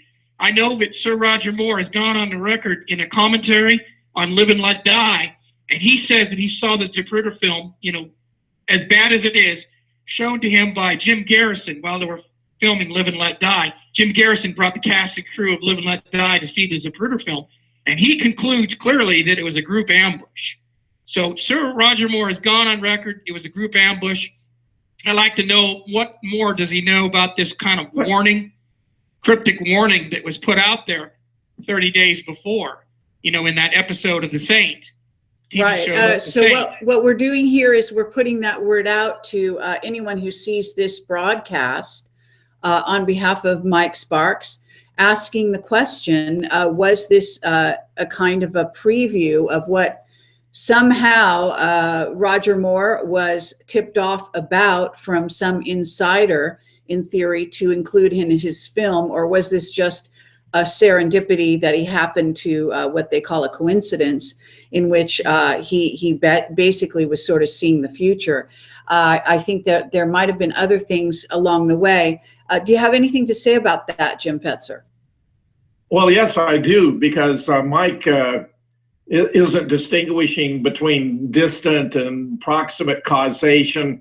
JFK wasn't killed by an abstraction. JFK was killed by specific shooters. I've actually identified 6 of the shooters who were involved. There may have been yet another. They were acting under directions from their various, handlers. They had escape routes. They were being handsomely paid. They knew they'd never be punished because the new president wouldn't allow them to be punished. He would divert attention by creating a Warren Commission, which should never have been headed by the Chief Justice, because it thereby compromised his role in relation to the Supreme Court. Had they actually done their job and fingered or identified who was responsible, the case would have made its way eventually to the Supreme Court, whose Chief Justice had been compromised by participating in the investigation. But Lyndon, who was a master manipulator, he could size up a man's strengths and weaknesses almost instantly, badgered Earl Warren into playing that role. So, yes, you can talk about the CIA as an entity, but the CIA as an entity didn't kill JFK. It was specific actors taking specific roles under specific directions. The one guy who was in the position to make it all come together, Lyndon, used to go to the White House and schmooze with the Secret Service agents. He knew these guys backwards and forwards.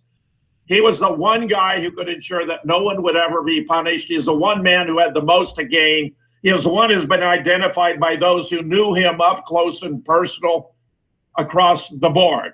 I've sought to make that point because I'm very troubled that all this talk about Allen Dulles is going to distract from the actual principal player in bringing about the death of JFK, who was Lyndon Baines Johnson. No, sir. Okay,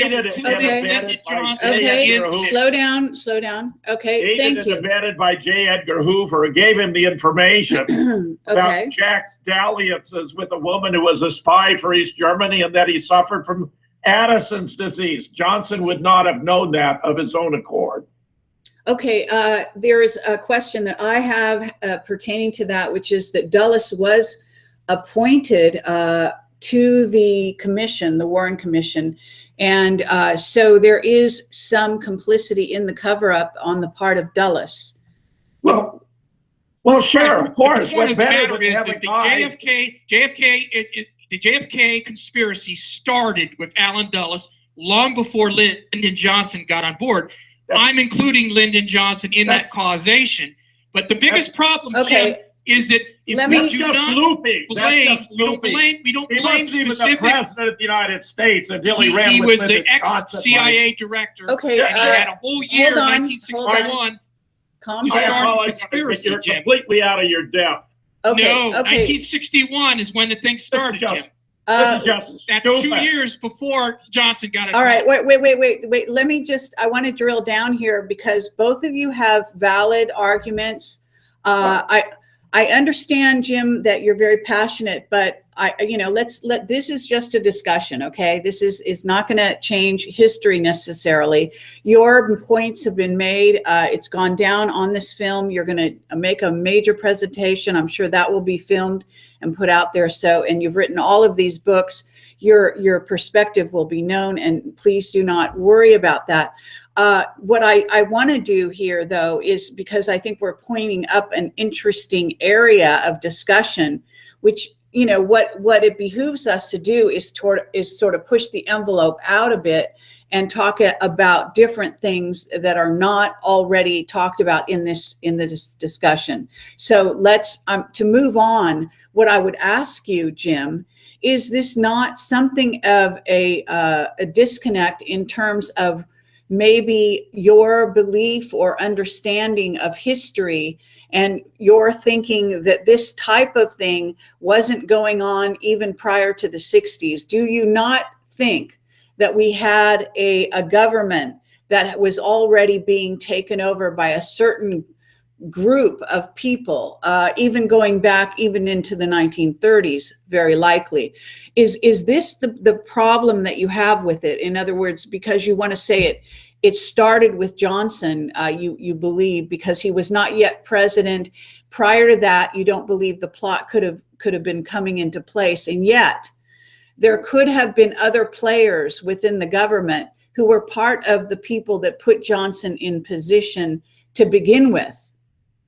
And that it might help us to actually go back to the days of, sure, Eisenhower and Truman and sure, so on and so forth. Do you not go back there to see if there were plot lines that came forward that coalesced in a vice president who felt he could take out the president? You can't have a plan to take out a president who isn't even president yet. This is the ludicrous aspect of the theory that we're discussing. Well, no, actually, Johnson, I read something that said the CIA was the greatest mistake of his career. The CIA was conducting assassinations, yes, but everyone expected Richard Nixon to become the president. Okay, and we saw what Nixon was part of. Richard Nixon was the head of Operation 40. Which was named for a room where they met that was a group of assassins that were operating under the direction of the government. But there was no plan to take out JFK. How do you know? He became president, and he only became president after Lyndon had forced himself on the ticket. Lyndon did it in order to put himself in the position to accede to the presidency with the death of JFK, which he was fully capable of arranging it. I appreciate that. Okay, I appreciate that. But there is evidence of groups of men who were backing Johnson, and Johnson made a joke even before he became vice president. One of the things I read said that he, first of all, said he would never, there's a joke that he made about the fact that he would never become vice president. Over his dead body, he would become vice president because he felt that was a useless, role. And what he said was that he made a joke to some woman. You must have known it because you've got such a great amount of information at your disposal. I read it. I can't remember where I read it. Maybe it was this Talbot book. But basically, there was a joke that Lyndon said in which he said that, well, that every something like presidents don't last very long. There's a record over history of presidents being assassinated. Do you remember that? The joke that Johnson made? He wasn't making any jokes. What Johnson said was that he was gambling. that he'd studied history. 1 in 4 presidents had died while they were in office. Right. But it was much more sinister. This was a very clever guy. Even he knew, of course, the White House had a taping system, even when he was discussing the assassination with Edgar. They had a script. Edgar couldn't stay on the script. Johnson had to bring him back onto the script. This whole thing was a Johnson operation from beginning. Okay, but again, who is running Johnson? Because Who is running there were Johnson? actions that were taken.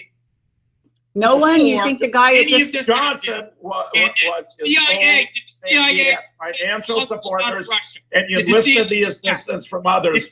But Johnson you don't just understand the No, he did not. psychodynamics of Lyndon Johnson. He did not.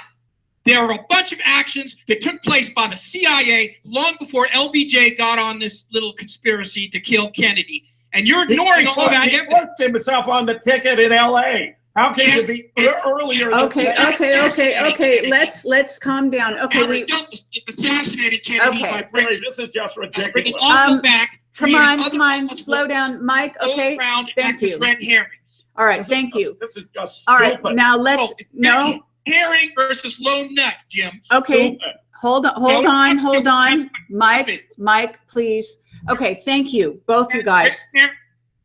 We have both I don't positions. I don't like this information. I don't like phonies. I don't like liars. I Okay, don't like Mike, trolls. please. And I've known Mike to be an honest guy, but he's been taken in. He doesn't Mike, know what he's. Okay, look, guys, I'm going to have to mute you if I can't get you to stop. I'm asking you to just let me speak here. I've got people in the chat. I want to offer them the opportunity to ask you guys questions before we close this down, okay? We've covered these topics, I think, sufficiently. If there is anything missing, maybe it'll occur to us as we go along.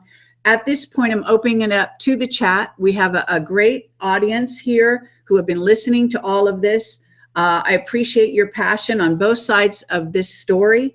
And I think that these points have been made very clearly. Now, one person, I did see one question early on that was, I guess, a little confused by the blocks. You know, the film, what appears to be the film around the outside. They're wondering why it's shown like that. Why are the photographs shown with the film sort of edges? Sprocket holes. Sprocket holes. I guess that's what they're asking. Well, it had to do with trying the to show design. more information is what they're trying. It had to do with the design of the camera. And actually, the sprocket holes created a linkage. The sprocket holes linked the frames together so that if you did not reshoot all the frames in the laboratory, it would have been obvious that it had been edited. So they had to edit the individual frames and then reshoot it to create the right sprocket hole images that link one frame to another. There are many versions of the film where you don't even realize there's sprocket holes there. What we showed was the combined cut, absolutely brilliant piece of work for he corrects the 2 different kinds of distortion, aspect ratio distortion and pincushion distortion. He gets the frames in the right sequence. Even the previous most highly touted version had missing frames and frames in the wrong order. John Costello straightened it out. So that what I gave you to show tonight, Carrie, is the best available version of the Zapruder film. All right. Thank you. Someone here, we've got questions coming right away.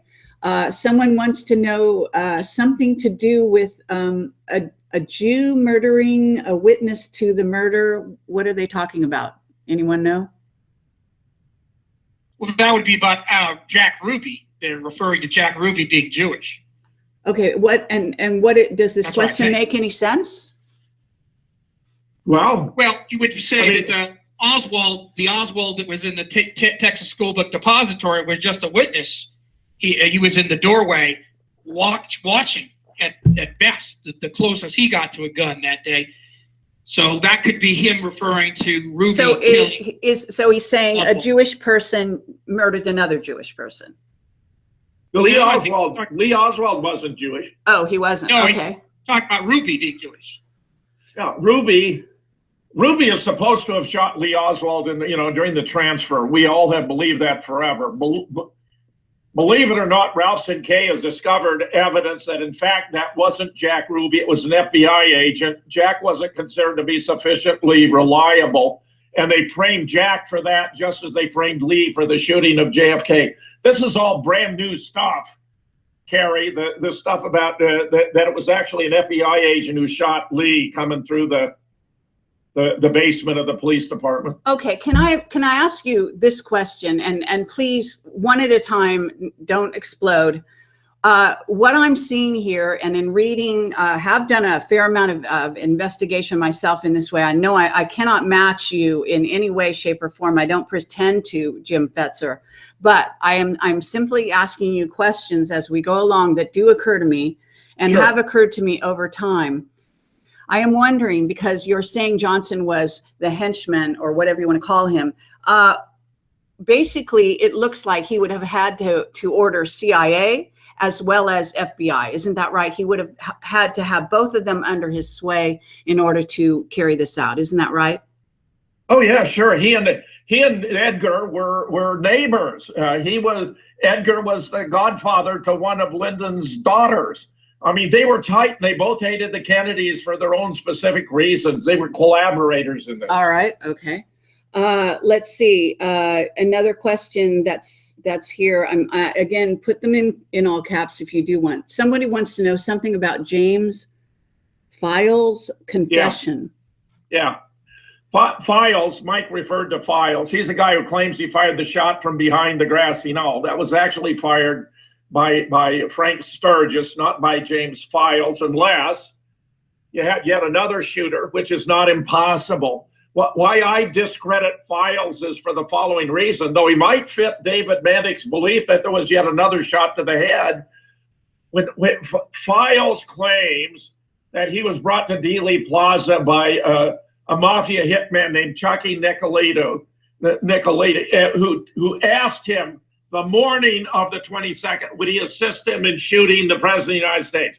Now, that is simply incredible. This was planned in great detail. They even appear to have rehearsed it. You wouldn't bring in a guy the morning of the shooting, so that's ridiculous. Second of all, he never talks about the limo stop that set up his shot. If he'd actually taken the shot he claimed to hit JFK in the forehead, then he would have had to mention the limo stop, but he didn't mention the limo stop. Third point, however, he talks about a Remington Fireball, which is it's a handgun with a shoulder mount. That's a high velocity pistol, a .223 caliber pistol. That weapon might have been used in the assassination, but Files was not a shooter. Okay, Mike, do you want to say anything here? Yeah, we have him claiming to be it, and that's muddying the waters. So what I'm trying to say is the CIA plan originally was to have red herrings. The red herring patsy is what Oswald represents. There's many Oswalds, at least two that were circulating throughout Dallas doing weird things, drawing attention to themselves. That's the CIA blueprint. That blueprint changed when LBJ became president, and he said, we're going to switch to Lone Nut. So when he met with Katzenbach, his attorney general, they decided we're going to say just a Lone Nut just conjured up this scheme. Well, the problem is what happened in objective reality was already the red herring patsy plan of Allen Dulles and Lansdale. They're already doing all these weird stuff to point in all different directions at all different groups. So if you blame everybody, nobody gets the heat. Nobody gets convicted. Nobody gets their bureaucracy dismantled like the FBI or the CIA. And let me. So what I'm trying to say is it's the weirdness factor. I appreciate we start having this fetish about the shooters, and we forget about the causation. I'd rather have the debate with Jim and others about causation than to have the fetish, what was Files or was it Sturgis? You know what I mean? The most important thing is who ordered them to do this. Okay. All right. Fair enough. Let's move on then. Okay. So it looks like that Jim Mars interviewed James Files, someone else said. Yeah, he did. And it is significant to me, just commenting on this, that Lee Harvey Oswald, in the mind of the Americans, regardless of what the plans were, okay, seemed to be the only guy that anyone remembers. The people that study this, of course, know differently. But all those red herrings you're talking about, Mike, don't seem to be very successful if they were put in place, because they certainly didn't make it out past a year or two, and I never heard anyone talking about, you know, other Lee Harvey Oswald. No, but when you talk about Lee Oswald, not Harvey Oswald or Lee Harvey Oswald, he's a construct. You talk about various aspects of the red herring things that Lee Harvey Oswald did. It's not possible for Lee Harvey or one Oswald to have done all the things that he supposedly did. So I call him a red herring patsy. He's full of red herrings. So it worked. All right. Yep, absolutely. All right. So let me see if there's someone else here that wants to ask a question. Any other clear questions? Let me see. It looks like are the same ones behind the killing of JFK also the ones behind 9/11? And we're going to go one at a time. Fetzer. Well, 9/11 was brought to us by the CIA, the neocons in the Department of Defense, and the Mossad. It originated in the fertile imagination of Benjamin Netanyahu, who wanted to find a way to draw the United States into military action against the modern Arab states that served as a counterbalance to Israel's domination of the entire region. And they went about with a very elaborate scheme. I mean, my next most recent book is actually on this, about how it was done, who was responsible, and why. But you can talk about, you know, general economic interests in 9/11. Certainly the CIA was involved in 9/11, but this was more geared toward foreign policy. There was a gold scam. They did loot the Federal Reserve of gold. They did destroy Building 7, which had all kinds of investigations about Wall Street firms whose records were thereby destroyed. But I don't think it's quite continuous. What you did have, however, was a transformation in the character of the government, because after Jack's death, you had a succession of presidents who would never have occupied that office but for his demise. Lyndon Johnson, Richard Nixon, Gerald Ford, Jimmy Carter was an exception. But then you get Ronald Reagan, who's shot, so that let George do it. George Herbert Walker Bush, who was actually supervising the shooting team in the Dow Tex, believe it or not. Richard Hook has a completely brilliant article about this entitled, "Did George H.W. Bush supervise a JFK hit team?" To which the answer is yes. There's more that could be said, and of course W would never have been taken seriously. But the fact of the matter is, every president since JFK has known that they were living at the end of a rifle barrel and could be taken out at any time. Sure. Okay. Mike? Yeah, can I answer that? Yeah, I think it was continuous. And I think the difference is that Jim's view of the world is a little shallower than mine. I think that there is a deep oligarchy that runs the United States, the Rockefeller Illuminati, we call them. We've seen exposés of the Rothschild Illuminati with Hillary's trips to the pedophile island. This is a sick Eastern establishment elite, which you could see in the movie The Good Shepherd. If you watch that movie, it reveals the origins of the CIA is in the Eastern establishment. And these are right-wing fascist people who actually created the Nazis, funded them in the 30s, wanted them to be an experiment in world domination. So what 9/11 was is a continuation of the military-industrial complex of the Rockefeller Illuminati, crime family, secret society, demented people that are trying to gain hegemony. I don't think it was as Israeli-centric as Jim has it. America was hurting in terms of economic inputs during the Clinton era. They were Rothschild Illuminati people. They're stressing, you know, hugging trees and being kind to ethnic groups and all kinds of things. Military budgets were down. They were very down. I know I couldn't even get jump school if I went there and paid for it myself in the 90s.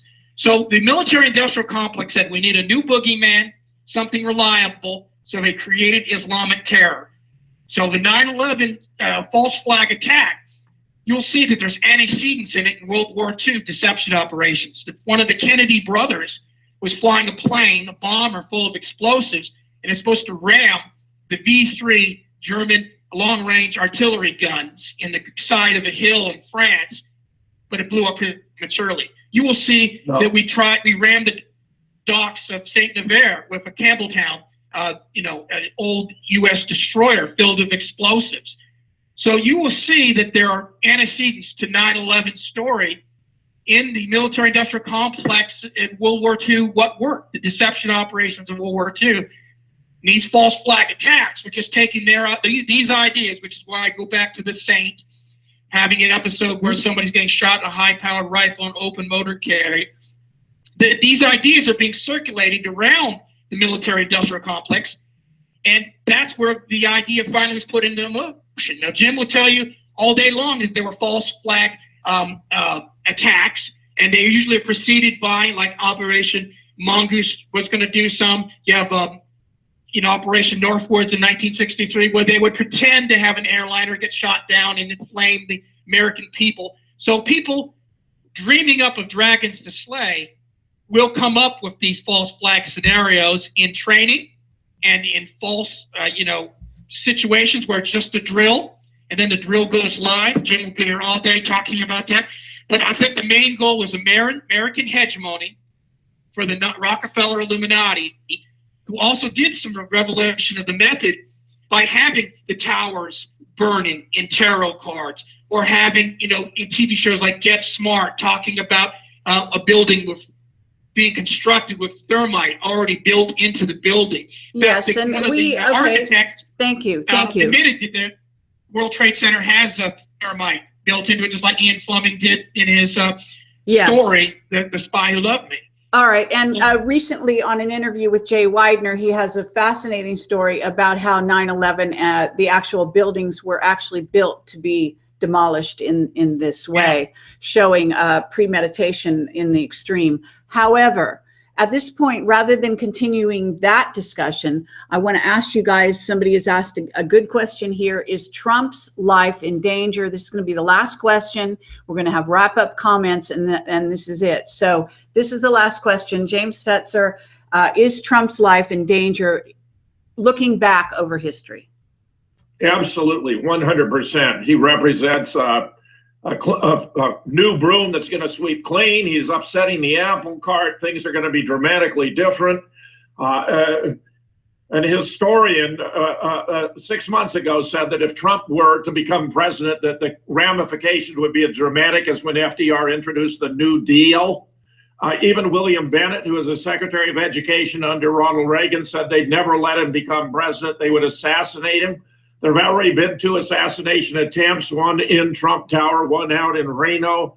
But the fact is, yes, if the Donald survives, I believe he's going to be one of the most consequential presidents in our history, and that there may be extreme measures taken to ensure that that does not come to pass.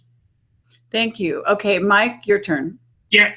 Trump is in extreme danger. He needs to act and not delay like John F. Kennedy did by keeping Allen Dulles in power for a whole year. You've got an enemy in the CIA. Trump needs to disband the CIA immediately. We have 12 intelligence agencies doing intelligence work. We don't need one that says it's doing intelligence work and doing sabotage and dirty tricks. Now, one of the things that he needs to understand is this factor called MK Ultra, mind control. It is possible to hypnotize anybody to say everything they know, and to make them do things against their will. The American people don't understand this, but it's a fact. You can say, look at Sirhan 1968, but it's a fact of reality. We have the technology to make people do things against their will with hypnosis, not drugs. The drugs are just supposed to overcome people's resistance to hypnosis. Those are what you're seeing in all these shootings that are taking place that are trying to take gun rights away from people. These are being instigated by the CIA. So I don't know how many more counts of treason, espionage, and sabotage the CIA has to do against the Republic. They're not working for us. They're working for Wall Street and the Rockefeller Illuminati. Trump needs to get them before they get him. So he needs to disband the CIA. Or as soon as he realizes that they are the people behind this stuff, he's got to put them out of power, or else they're going to do him in. That's all there is to it. All right. Thank you.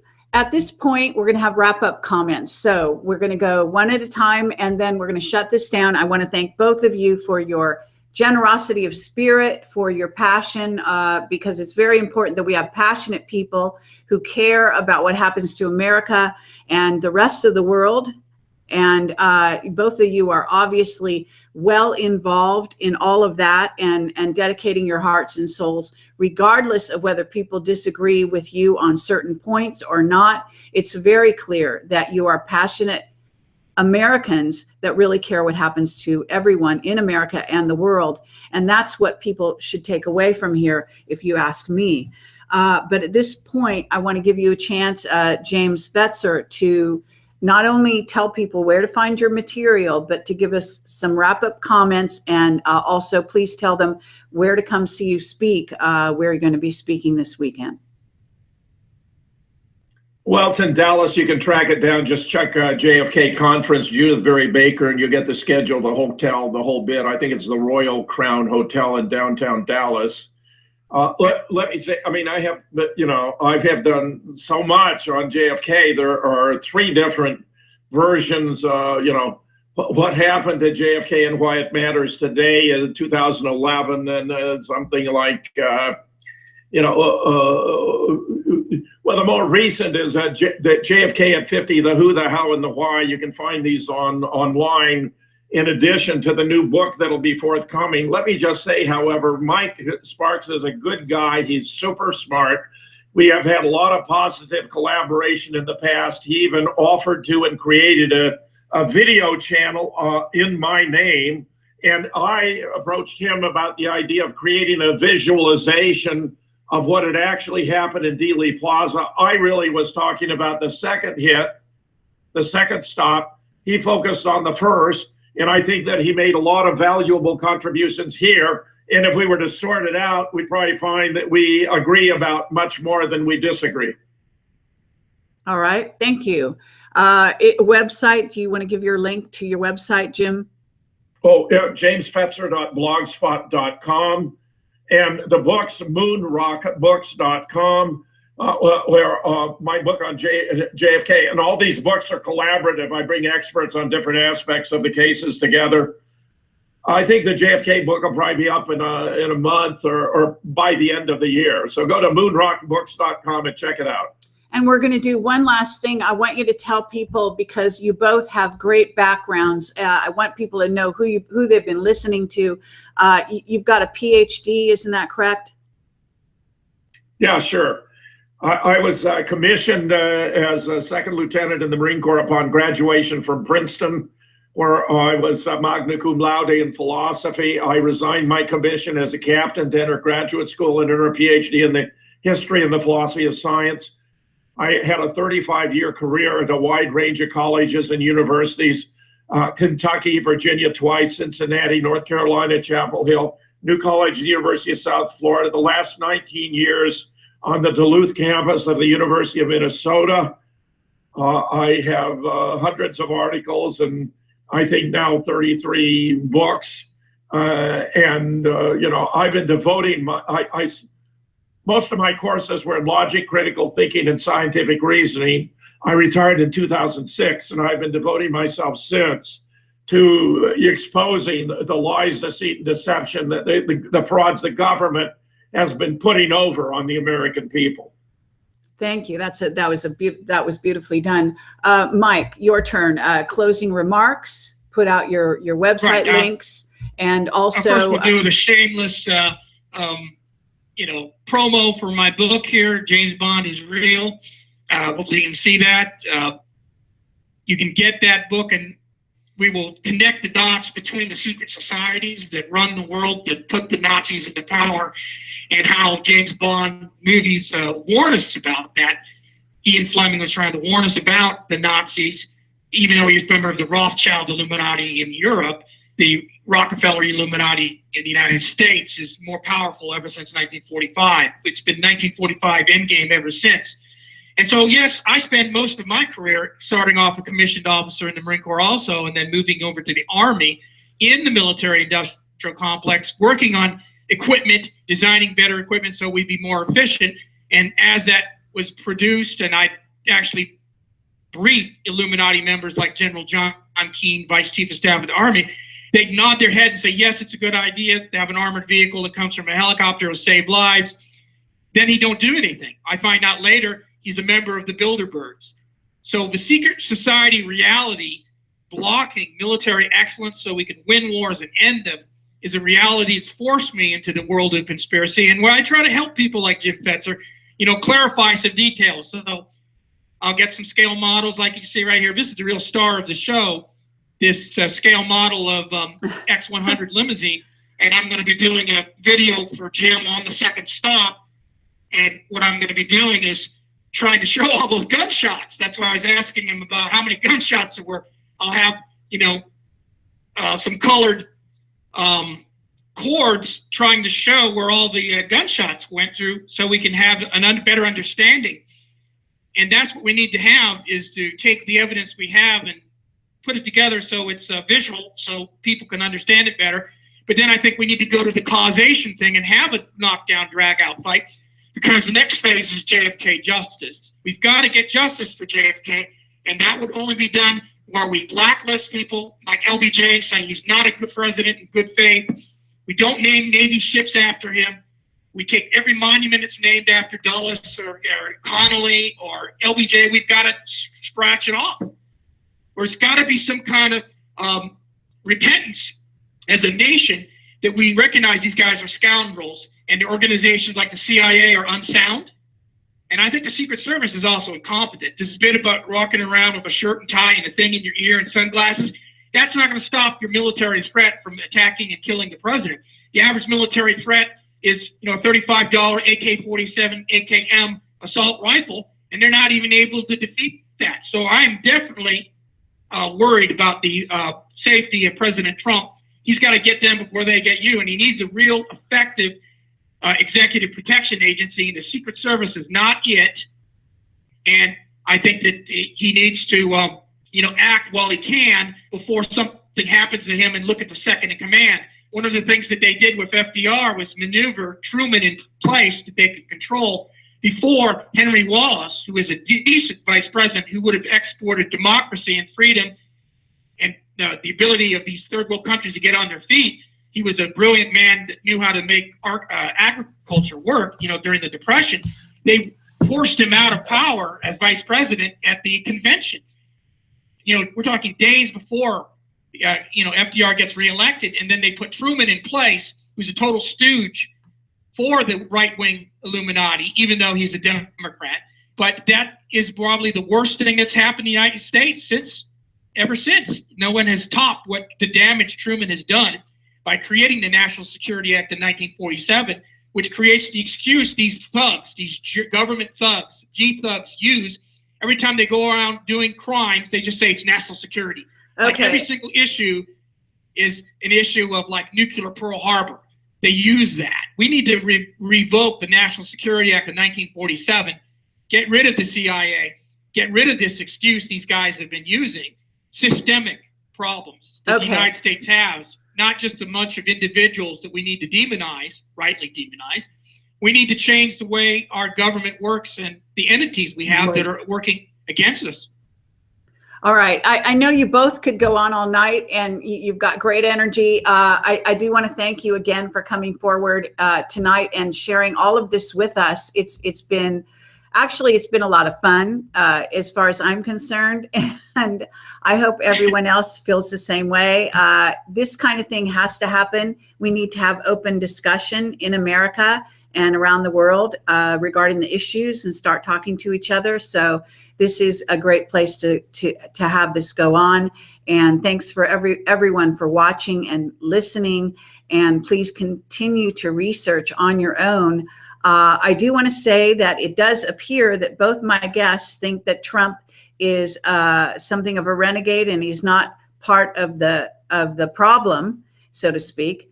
And I have some evidence that says that he actually might be part of the problem, that he comes from an Illuminati background, and unless he is playing a double role, in other words, a double agent, as it were, and playing a role, and maybe he is, in order to stay alive, the indications are starting to appear more and more that he is part of the problem, so to speak. But I categorically reject that, Carrie. I appreciate that. And categorically, and I have lots of reasons. I'm sure, and we can actually have you both on the show in the future to run that down along with other people. So again, thank you so much for coming on the show, and I think your points of view are well taken, and they're out there now, so people do know how you feel. So please, everyone, go to their websites, listen to their presentations. I've done other interviews with both of these wonderful gentlemen, and I'm sure that we'll be able to do this again in the future. Good night, guys, and thanks again, everyone, for listening. Thanks for having me, Carrie. All right, thank you. Take care. Bye-bye. Bye-bye.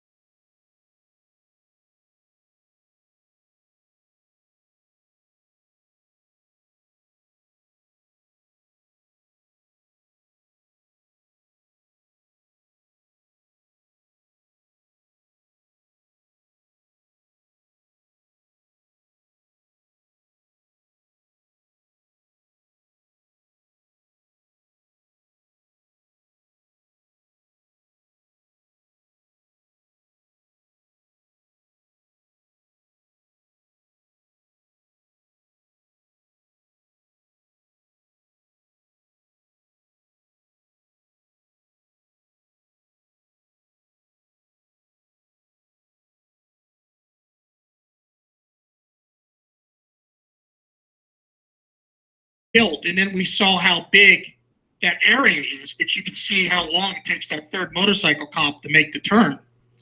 You'll see that it's easy to make that mistake. You can see how he overcorrected, and then once he overcorrected, he had to. You want to go to full screen, Carrie? You want to go to full screen on it? Yeah, good, good. And then once he made that correction, he stopped for the first time. Now, this stop of the first time, it comes from witnesses, not something that we just, presumed. Witnesses said that the limousine made a wide turn and came to a stop. Now, the reason for the stop comes from a military need to aim in on Kennedy and not hit Jackie. The prime directive is not to hit America's sweetheart, but to hit the guy that's blocking, the right-wing fascists that don't want his policies to continue. So you see right there in the film, there's a very wide turn that the third motorcycle cop is making. He's still not back in frame yet.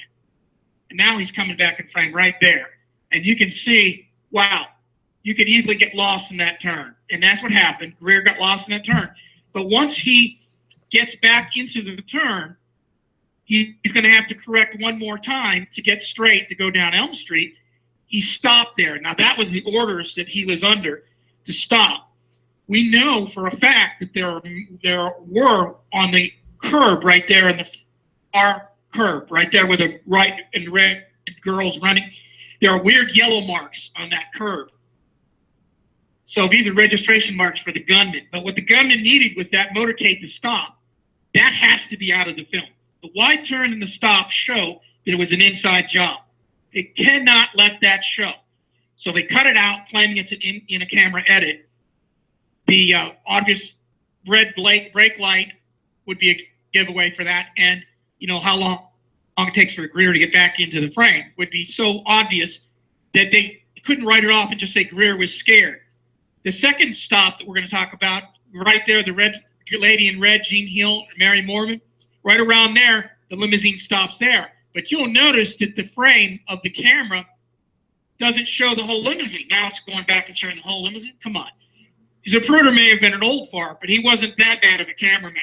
You'll see when the limousine leaves the Stem and Freeway sign, the whole limousine is in camera. So for it to suddenly crop out and not have the whole limousine shows that they're hiding the second stop, which is the brake light of the second stop. So you got the first stop right here, which will happen, right after they turn. He will oversteer, and then he appears, right? We're going to pretend like the footage was there, and I'm going to use a model to show what you should see, which is an oversteer, a correction, and then one more correction and a stop. That stop was so that the gunman would have the time to take their vision from a general observation of your just general eyesight and to narrow it down to your iron sights or your scope. It's optics. There's a big difference, and it takes a few seconds. What they didn't want to do is make the same mistake that the gunman did trying to shoot de Gaulle. De Gaulle whizzed by in his ugly Citroen limousine, and they didn't have time to aim. And so he was not assassinated a few months earlier. Now, that's an inside job from an inside intelligence agency talking to another intelligence agency, giving you tips. They're saying, if you're going to hit Kennedy, you're going to have to stop the limousine. And so what you have in the first stop is proof that it's an inside job, because you can't say Greer was scared. You might say he was drunk and hungover. But for him to stop the limousine, that shows that he's under orders to stop. Now, other people will say the second stop by Jean Hill and Mary Mormon, Greer's scared, afraid for his life, which doesn't make sense. If you're afraid for your life, you hit the gas pedal and get out of there.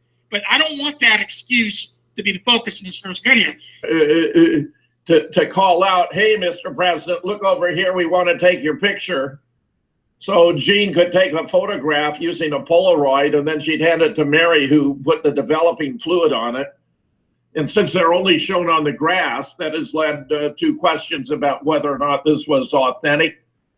In addition, though you can't really tell just by watching here, Noel Twyman, who published a completely brilliant book, Bloody Treason, back in 1997, thought that the head turns of William Greer, the driver, occurred much too fast. So he hired a professional tennis player to see how fast his head could turn from looking straight back to looking forward, or looking forward to straight back, and discovered that indeed the Greer head turns were twice as fast as humanly possible, which may not sound significant until you realize that twice as fast would mean you'd be converting a 4-minute mile into a 2-minute mile. So that issues of this kind have raised serious questions about whether or not what we're looking at is indeed the authentic in-camera original film during the course of the assassination. And as we proceed, the additional reasons will be advanced to make it very clear that indeed this is a fabricated film, a film that was massively re-edited, taking original parts and then subjecting them to manipulation using optical printing and special effects. Mike is going to address the break in the film as the limousine turns from Houston onto Elm, which we're witnessing right now, where all of a sudden, boom, there it is. So I shall turn it over to Mike Sparks.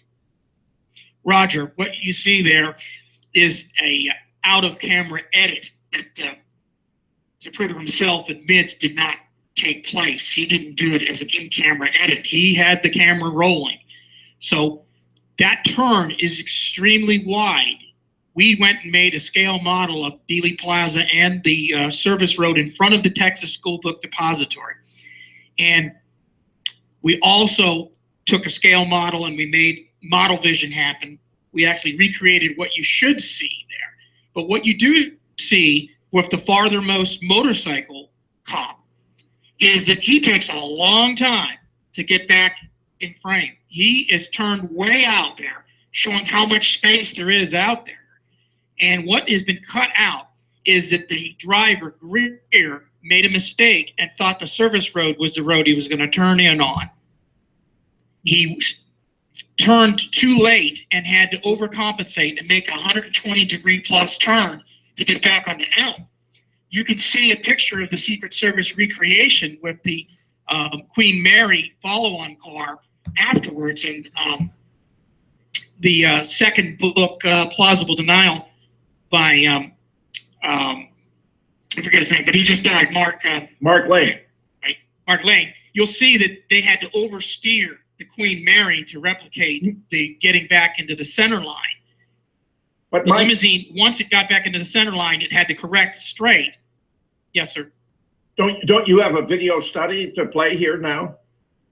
Well, I do. It's on YouTube, yes, sir. And I was just trying to describe it. I can bring that up, guys, if you would like. I've got that right here handy. Oh, yeah, absolutely, Carrie. You want to play it, yeah. All right, so we'll do that. So it is rather long, though. So I would you can cut it off after 15 minutes or even sooner. Mike can dictate when to cut it off. I think what we will do is we'll play it in the background, but you guys we'll have some dialogue in front of it. All right, if that's okay with you. Okay, so it'll be like Mystery Science Theater. Gotcha.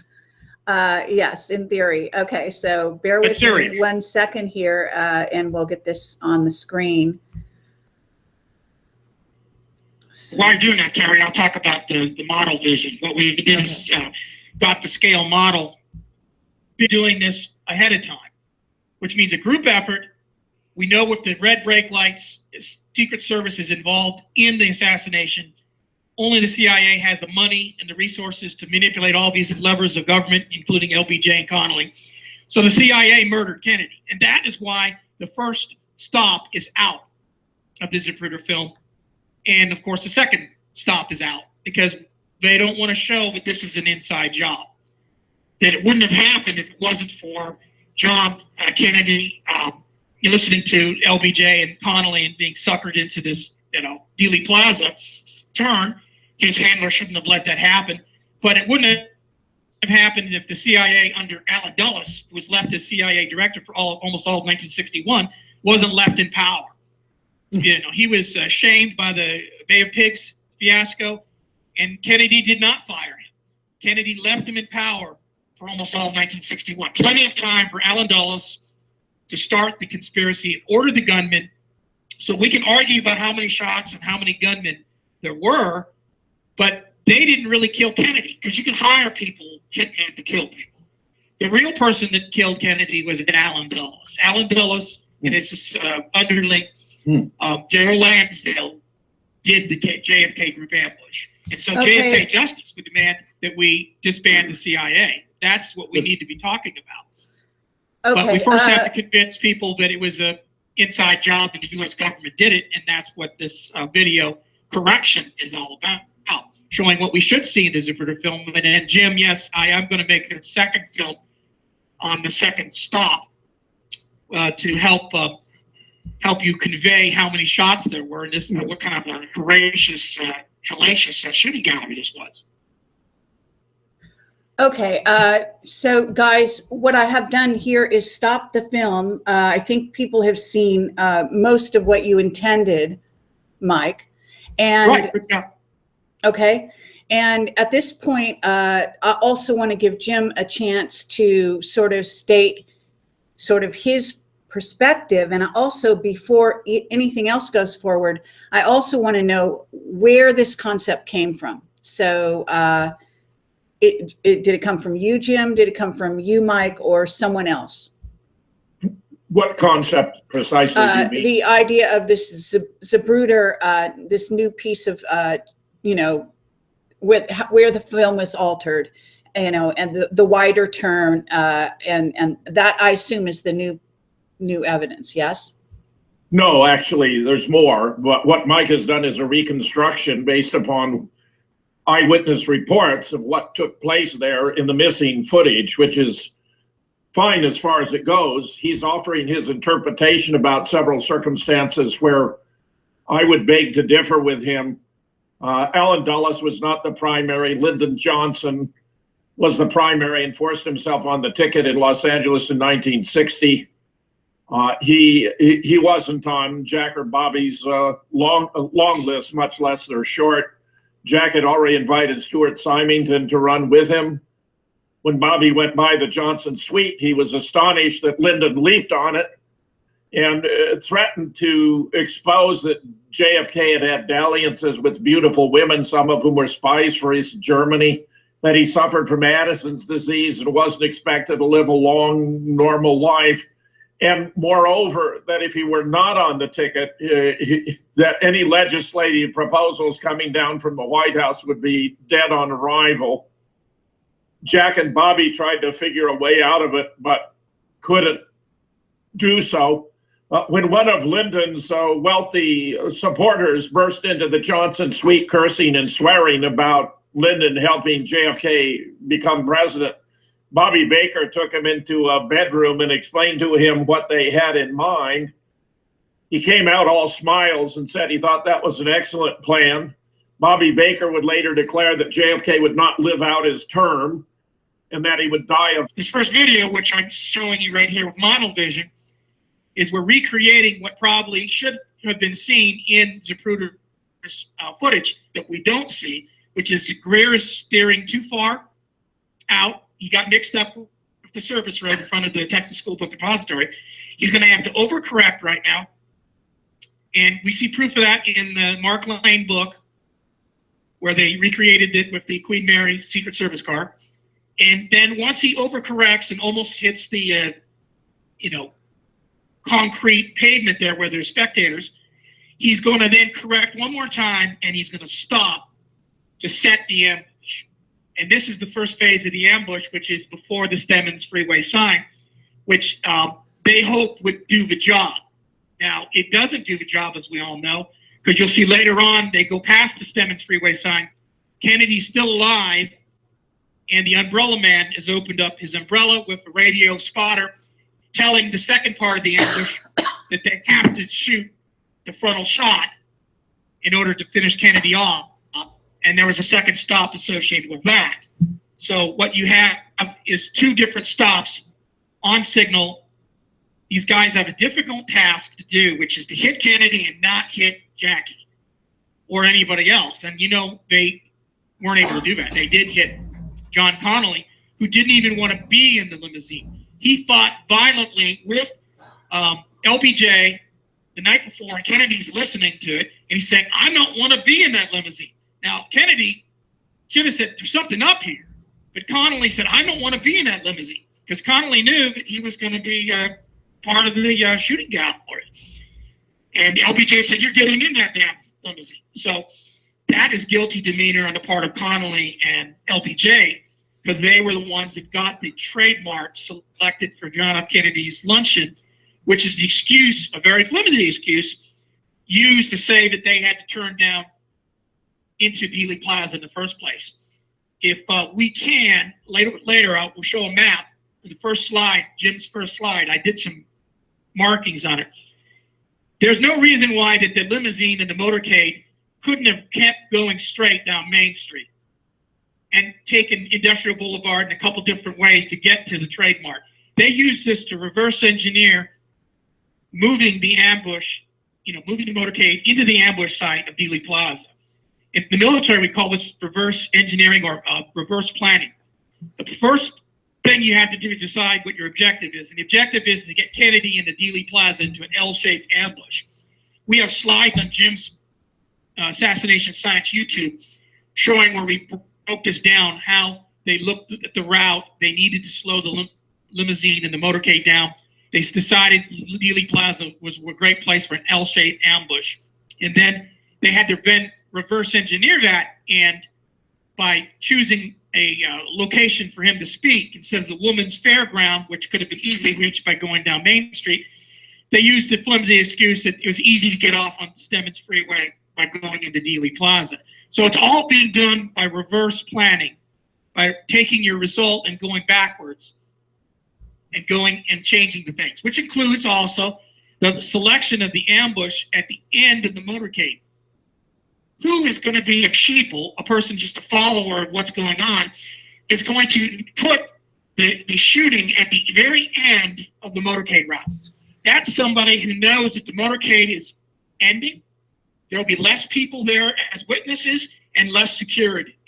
That's a decision of a higher cognitive mind deciding where to ambush Kennedy that a sheeple person wouldn't do. Then, of course, the ultimate is the patsy for this was one of the Oswalds. They put him in the Texas School Book Depository. You see the model right there. That was done months before the motorcade route was even published in the newspaper. So how can you, on the spur of the moment, decide I'm going to work here at the Texas School Book Depository so I could be a shooter or patsy? No, that's somebody.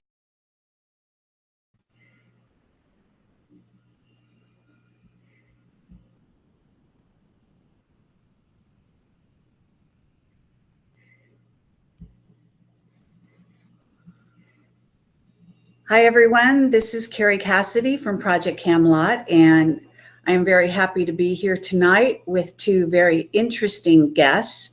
We've got James Fetzer and Mike Sparks, and both are very well known, really, on the internet and around the world, I believe, as experts in their own areas. And tonight we're going to be talking about the Kennedy assassination.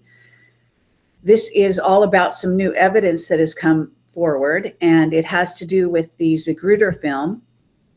We're going to find out how the evidence came forward, the background behind that, and we're going to touch on some of the various evidence regarding the Kennedy assassination that's already out there and see if we can bring some new perspectives to all of it. And so I'm going to just move right along here very quickly.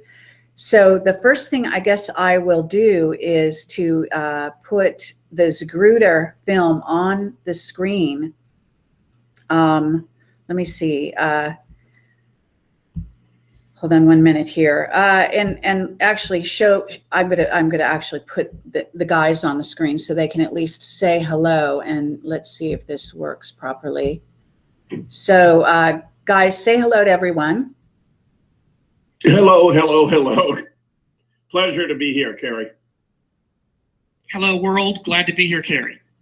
Excellent. Okay. And what I will do at this point is, like I said, I'm going to play this film and I'm going to share my desktop so you guys can also see. And I think we're going to start with Jim Fetzer giving some comments about the film, and then Mike will also bring his perspective in there. So let's run this film, and hopefully all will work as we plan. So go right ahead, guys. And there is a slight delay, so bear with me as I share my screen. The film is on a loop.